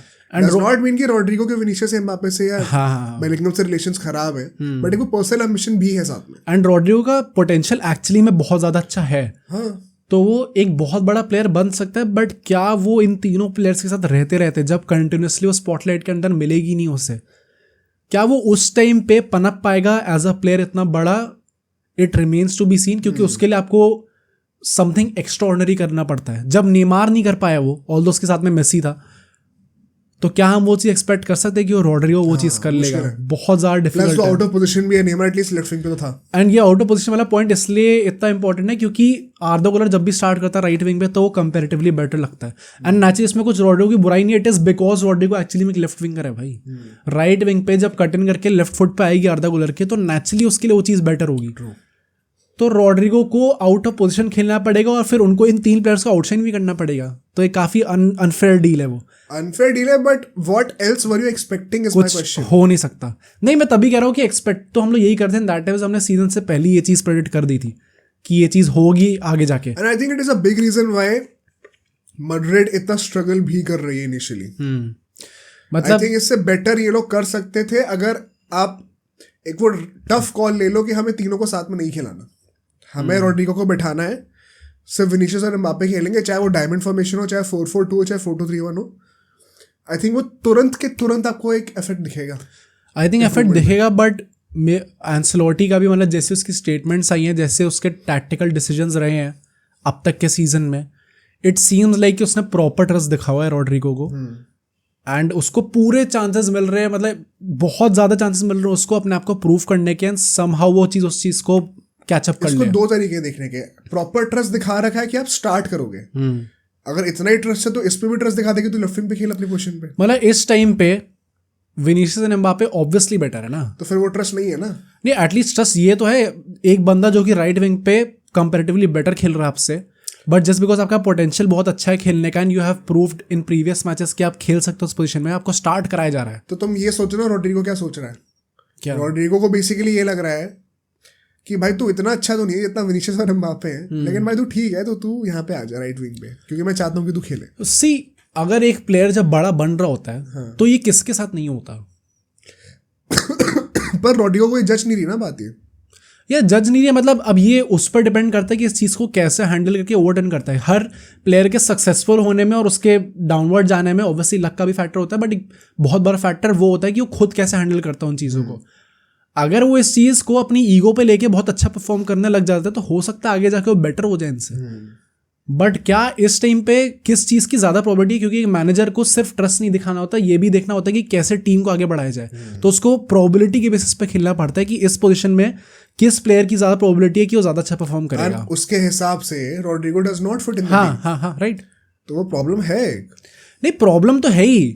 माय पॉइंट इज कि एंसेलोटी अपने अंदर जितना कर सकता है, टीम का भला सोचते हुए वो सब दे रहा है। तो रॉड्रिगो के पास एटलीस्ट ये एक्सक्यूज नहीं होगा कि मुझे बीच बीच में बैठा दिया जा रहा है या फिर मेरे को रिदम नहीं मिल रहा गेम का। एटलीस्ट उसे चांस तो पूरे दिए जा रहे हैं। तो it is now up to him कि वो कैसे इस चीज़ को ओवरकम करता है एंड कैसे अगेंस्ट दी ऑड्स अच्छा परफॉर्म करता है। तो लेट्स सी कि क्या होता है। बट ये एक जेन्युइन प्रॉब्लम है जो कि मे बी आपको इस सीजन में इतनी बड़ी ना दिखे, बट ये सोल्यूशन दिख रहा है कोई right now. I genuinely don't think इसका सोल्यूशन है। राइट विंग पे नेचुरली वो उतना फिट इन नहीं कर पाता, एंड लेफ्ट विंग या सेंटर फॉरवर्ड पे खेल नहीं सकता वो। आई थिंक सोल्यूशन ये है कि रॉड्रिगो ना ही खेले टीम के लिए। नहीं, टीम के लिए तो सोल्यूशन होगा ही है, बट एटलीस्ट रॉड्रिगो के लिए अगर हम लोग देखा जाए तो which then according to it means कि उसे क्लब छोड़ देना चाहिए। तुम लालची हो रहे हो भाई मैड्रिड वाले, इतना क्या करना है लेकर भाई। यार ये सोचो, सी एंसेलोटी बेवकूफ तो नहीं है कि उन 3 को लगातार इतना खिलाएगा। अगर ये 3 एक्चुअली क्लिक कर गए तो अगले 10 साल सेट है, कुछ सोचना ही नहीं पड़ेगा, क्योंकि तीनों का प्रोबेबिलिटी लेकिन ज्यादा इसकी है कि ना क्लिक करें। यार अभी देखो कितने मैचेस हुए हैं, अभी आधा सीजन भी नहीं हुआ। तो मैं तो बस यही कह रहा हूँ, इससे प्रोबेबिलिटी ज्यादा है प्रोबेबली इस टाइम पे, बट मतलब आई थिंक सो एटलीस्ट इस पूरे प्रोजेक्ट को एक सीजन तो आप दे ही सकते हो। हाँ, कितना लॉन्ग टर्म में एक टफ कॉल लेनी पड़ सकती है। मैं बस इतना कह रहा हूँ, इस चीज को प्रॉपर्ली अनलेस अनटिल बीच में और कोई डेवलपमेंट होता है इसमें और ज्यादा हो जाता है, बट सीजन के एंड में we can actually have a proper discussion on this कि क्या निकाला जा सकता है, इसको नहीं निकाला जा सकता। But moving on to our last topic, जो कि थोड़ा सरप्राइजिंग है, यहाँ पे हम लोग प्लेयर्स के स्ट्राइक पे जाने की बात करेंगे, जो कि इन जनरल फुटबॉल फैंस ने, आई डोंट थिंक किसी ने ये चीज़ सुनी होगी कि लोग स्ट्राइक पे जाने की बात कर रहे हैं। बट ये चीज़ एक्चुअली क्यों हो रही है? फर्स्ट ऑफ ऑल किन लोगों ने ये चीज़ बोली है? रॉड्री ने, मैन सिटी का जो सेंट्रल डिफेंसिव मिडफील्डर है, उसने सबसे पहले ये चीज़ आके बोली थी मीडिया में आके कि एक प्लेयर जो होता है वो 40 से 50 गेम खेल सकता है एट द हाईएस्ट लेवल। अच्छा, उसके बाद उसके फिजिकल लेवल्स डाउन जाएंगे ही जाएंगे। और जिस हिसाब से इन लोगों ने मैचेस इंक्रीज करे, माइंड यू, जो लोग कहेंगे सिर्फ चैंपियंस लीग के मैचेस इंक्रीज हुए, सिर्फ वो नहीं हुए हैं। 2 मैचेस चैंपियंस लीग इंक्रीज हुए हैं, जो कि आपको इन प्रिंसिपल इतने बड़ा अमाउंट लगेगा नहीं कि 2 ही तो मैचेस और खेलने हैं। बट जो क्लब वर्ल्ड कप है, मेन प्रॉब्लम वो है। ये जो सीजन होने वाला है, ये फुटबॉल की हिस्ट्री में सबसे बड़ा क्लब सीजन होने वाला है। अच्छा, in terms of the number of games. And why is that? क्योंकि इस सीजन के खत्म होने के बाद जून 31 मई, लेट मी चेक, मैंने एग्जैक्टली क्या लिखा था इसके चक्कर में कि आई थिंक 31 मई को यूसीएल फाइनल होगा, 15 जून से क्लब वर्ल्ड कप स्टार्ट होगा एंड क्लब वर्ल्ड कप 1 महीने तक चलेगा, क्योंकि उसके अंदर 32 टीम्स इन्वॉल्व होंगी इस बार। यूजुअली 2 ही टीम्स होती हैं, उन लोगों ने प्रॉपर टूर्नामेंट बना दिया उसको। आई थिंक इस सीजन एक हिट और ज़्यादा इसलिए भी लग रहा है क्योंकि 2022 में वर्ल्ड कप हुआ था, उसके बाद जो है आपको थोड़ा सा ब्रेक मिला 23 और 24 वाले सीजन के बीच में, फिर अभी यूरोज और कोपा हो गए, तो अब रिलेंटलेसली खेलते हो यार, सिर्फ एक ब्रेक लेके पिछले 2-3 साल में। एंड अगले साल में अगर क्लब वर्ल्ड कप होता है विच मीन्स आपका अगले साल का भी रेस्ट किया, आपको फिर सीजन स्टार्ट करना पड़ेगा। तो 31 में को यूसीएल फाइनल है, 15 जून से क्लब वर्ल्ड कप स्टार्ट है, बीच में 15 दिन है। अब इन 15 दिन में रेस्ट नहीं है, इन 15 दिन के बीच में वर्ल्ड कप क्वालिफायर्स और नेशंस लीग फाइनल है। क्या करेगा आदमी? तो मतलब प्लेयर्स का जनरली कोई रेस्ट है ही नहीं, एंड दैट इज वाई ये पूरे फुटबॉल हिस्ट्री का सबसे बड़ा क्लब सीजन होने वाला है, बहुत टायरिंग होने वाला है। एंड आप जनरली इस चीज़ का इफेक्ट ये देख सकते हो, क्योंकि ये चीज़ अक्यूमुलेट होती आ रही है पिछले काफ़ी सीजन से। इन टॉप क्लब्स आप देखो, अगर रियल मैड्रिड में अभी कामाविंगा इंजर्ड है, ब्राहिम डियाज इंजर्ड है, जूड बेलिंगहम अभी इंजर हुआ था। अब बारसा में देखो, बारसा की तो टर स्टेगन, गावी, डेओंग इंजर है इस टाइम पे, आंसू फाटी ऊपर नीचे आ रहा है, डानी ओल्मो आती इंजर हो गया, ये सारे प्लेयर्स इंजर हो रहे हैं। मैन सिटी में केडीबी इंजर हो गया था, रॉड्री इंजर हो चुका है इस टाइम पे। मैन यूनाइटेड की लिस्ट भी बहुत लंबी है, उसमें भी काफी सारे प्लेयर्स आते हैं। मुझे लगा रॉड्री तो थोड़ा सा वैसे भी चिंगारी पे है ना, इंजर हो गया, बैलन डोर आने वाला है पास, हो भाई लग रहा है भाई को। बट ये चीज एक्चुअली में है क्योंकि प्लेयर्स के बारे में जेन्युइनली कोई सोच ही नहीं रहा है भाई। हमने ये एक पॉडकास्ट करा था इसके ऊपर पहले, राइट, हमने बात करी थी कैसे ये जो नए स्टार्स आ रहे हैं वो बेचारे 20-21 साल की उम्र में इंजर हो जा रहे हैं इतना, हाँ, क्योंकि वर्कलोड इतना बढ़ चुका है भाई। पेड्री सबसे बड़ा केस स्टडी है। आई थिंक ये तो एक्सपेक्टेड था ही, एंड ये मुझे लगता भी नहीं सस्टेनेबल होने वाला है आगे जाकर। क्लब वर्ल्ड कप वाला पूरा, क्लब वर्ल्ड कप क्या, यूसीएल का भी तुम ले लो अगर तो। हाँ, कायदे से होना तो नहीं चाहिए। इवन ब्रॉडी ने ये भी कहा है कि इस पूरे साल में, अगले आने वाले साल में पॉसिबली 80 गेम्स के आसपास ये लोग खेल सकते हैं। इसका सोल्यूशन वही है कि आप लीग गेम सैक्रिफाइस करो। हाँ, क्योंकि अब चैंपियंस लीग को तो अब ये लोग वापस एकदम से चेंज करेंगे नहीं, प्लस क्लब वर्ल्ड कप अभी अनाउंस हुआ, तो इट इज़ हाईली अनलाइकली कि ये चीज़ होगी। आई थिंक ये प्लेयर्स जो स्ट्राइक पे जाने की बात कर रहे हैं, इनकी जो प्लेयर बॉडी होती है, इनकी फुटबॉल प्लेयर्स की एक अलग से बॉडी होती है जो कि इनके वेलफेयर के बारे में सोचती है। उन्होंने फीफा में जाके कंप्लेंट कर दी ऑलरेडी कि इस चीज़ को आपको देखना पड़ेगा। As far as player strike is concern, जो कि काफ़ी प्लेयर्स ने, इंक्लूडिंग प्लेयर्स लाइक कार्वाहाल जो कि रियल मैड्रिड से हैं, कुंडे जो कि बार्सिलोना से हैं, रॉड्री और केडीबी जो कि मैन सिटी से, इन सब प्लेयर्स ने आके ओपनली ये चीज़ बोली है। And managers like Guardiola, Enzo Maresca, इन लोगों ने ओपनली बैक करा है इस चीज़ को कि एक्चुअली में अगर कोई चेंज उन्होंने ये बोला, अगर एक्चुअली में कोई चेंज ला सकता है इसके अंदर तो प्लेयर्स ही हैं, क्योंकि प्लेयर्स के बिना फुटबॉल चालू हो ही नहीं सकता। एक टाइम पे आप मैनेजर के बिना खेल सकते हो, ओनर्स के बिना खेल सकते हो, मैनेजमेंट के बिना खेल सकते हो, पर प्लेयर्स के बिना तो मैच हो ही नहीं सकता।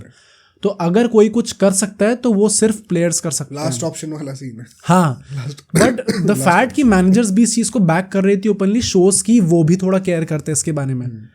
एंड अगर कुछ होना है, जो मैं स्ट्राइक का कह रहा था, इट इज़ रिपोर्टेड कि स्ट्राइक होना थोड़ा अनलाइकली है, क्योंकि अगर वो स्ट्राइक पे जाते तो वो एक्चुअली में उनके जो कॉन्ट्रैक्ट होता है क्लब के, उसको ब्रीच कर देगा। तो वो चीज़ होनी थोड़ी डिफिकल्ट है। तो इस टाइम पे जो उनकी प्लेयर की जो वेलफेयर बॉडी है, उनका फोकस बस इस पे है कि वो केस को आगे लेके जाए कि फीफा के साथ और कुछ सोल्यूशन वर्कआउट करे। तो स्ट्राइक जिन लोगों को लगता है, आई डोंट थिंक स्ट्राइक होने वाली है, बहुत डिफिकल्ट है वो। इवन एंसेलोटी ने तो ये कहा है कि प्लेयर्स जो है वो हो सकता है एक पे कट लेने को भी विलिंग हो, अगर उन्हें कम मैचेस खेलने को कह दिया जाए। हाँ, ये हाल है। तो प्लेयर्स काफ़ी ज़्यादा तंग है इस चीज़ से। एंड मुझे सबसे पहली चीज़ सुनते यही स्ट्राइक हुआ था कि हम लोग, चलो हम अपनी बात करते हैं, हम लोग 4 बड़े बड़े क्लब्स फॉलो कर रहे हैं, यूनाइटेड, सिटी, बार्सा, मैड्रिड, चारों में इंजरी प्रॉब्लम्स है इस टाइम पे। और क्यों है? क्योंकि ऑब्वियसली यही रीज़न है। अब कितनी भी, हमने मैड्रिड का क्या बोला था भाई कि कितनी बड़ी स्क्वाड डेप्थ है, कितना इंपॉर्टेंट है वो अभी पता चल रहा है। अगर बाई चांस हमारे पास लास्ट सीजन वाली स्क्वाड डेप्थ होती तो अभी तक तो पिट चुके होते हम लोग, जैसे बार्सा खेल रही है। प्लस बार्सा की भी स्क्वाड डेप्थ थोड़ी बेटर हो गई इस सीजन में आते आते, तो बहुत ज़्यादा इंपॉर्टेंट है। प्लस ये जो स्क्वाड डेप्थ वाला पॉइंट है, ये बड़े क्लब्स तो अफोर्ड कर सकते हैं, छोटे क्लब्स उस लेवल पे ऑब्वियसली नहीं कर सकते। तो एक तरीके से तो आपने वो जो रिच एंड पुअर का जो गैप कहते हैं वो आपने और इंक्रीज कर दिया ना। जो बड़े क्लब्स है वो जीतते ही जाएंगे, जो छोटे क्लब्स है वो हारते ही जाएंगे। Money is the only solution to this problem. हाँ, एंड मनी हर किसी के पास है नहीं। तो इस चीज़ का क्या सोल्यूशन निकलेगा? आई वुड देन अगेन से कि इट इज़ वेरी डिफिकल्ट कि प्लेयर स्ट्राइक पे जाएंगे, बट हो सकता है कि इसको लेकर डिसीजन निकले नियर फ्यूचर। अब इस सीज़न में निकलता है वो बहुत डिफिकल्ट है, क्योंकि इन सब केसेस को आगे जाने में, डिसीजन आने में पता नहीं कितना टाइम लगता है। हो सकता है अगले सीज़न में पॉसिबली क्लब वर्ल्ड कप के बाद हमें ये चीज़ देखने को मिलती है कि कोई सोल्यूशन निकलता है इसका। बट राइट नाउ जिस तरीके से प्लेयर्स को ट्रीट करा जा रहा है, आई थिंक बहुत ही ज़्यादा it is very concerning. Plus ये एक ऐसा ट्रेंड है जो कि it is not restricted to football, ये हम लोग मल्टीपल स्पोर्ट्स में देख रहे हैं। क्रिकेट में देख रहे हैं कैसे इंक्रीज होते जा रहे हैं number of games and players का वर्कलोड मैनेज करना डिफिकल्ट होता जा रहा है। बिजनेस ओवर स्पोर्ट जहाँ पे हो गया, हाँ, स्पोर्टिंग प्रोजेक्ट को आपने डिफीट ही कर दिया। क्योंकि ये क्लब वर्ल्ड कप को करने का चक्कर क्या है, पैसे ज्यादा मिलेंगे, ज्यादा मैचेस होंगे, तो ज्यादा टॉप टीम साथ में खेलेंगी। कोपा को क्यों चेंज करा था एग्जैक्टली इसलिए करा था। सो अगर आपने वो पैसों को ऊपर रख लिया, इतना ऊपर रख लिया कि प्लेयर्स के वेलफेयर के बारे में ही भूल गए, तो इट इज नेचुरल आगे जाके कोई ना कोई डिसएग्रीमेंट होगा। But on that note let's see what happens. On that note let's end this podcast. अगर आपको ये पॉडकास्ट पसंद आया तो ज़रूर इसको लाइक करिएगा, चैनल को सब्सक्राइब करिएगा एंड अपने दोस्तों में भी इसको स्प्रेड कर दीजिए। हम लोग पॉडकास्ट हर मंडे, वेंसडे, फ्राइडे निकालते हैं, तो आप उसको चेकआउट कर सकते हैं। बेल आइकन जरूर दबा देना। बाकी जो नेक्स्ट वीडियो होनी चाहिए, नेक्स्ट पॉडकास्ट आपको यहाँ पे दिख जाएगा, उसको भी जाकर देखिए और कमेंट करके बताइए आपको पॉडकास्ट कैसा लगा।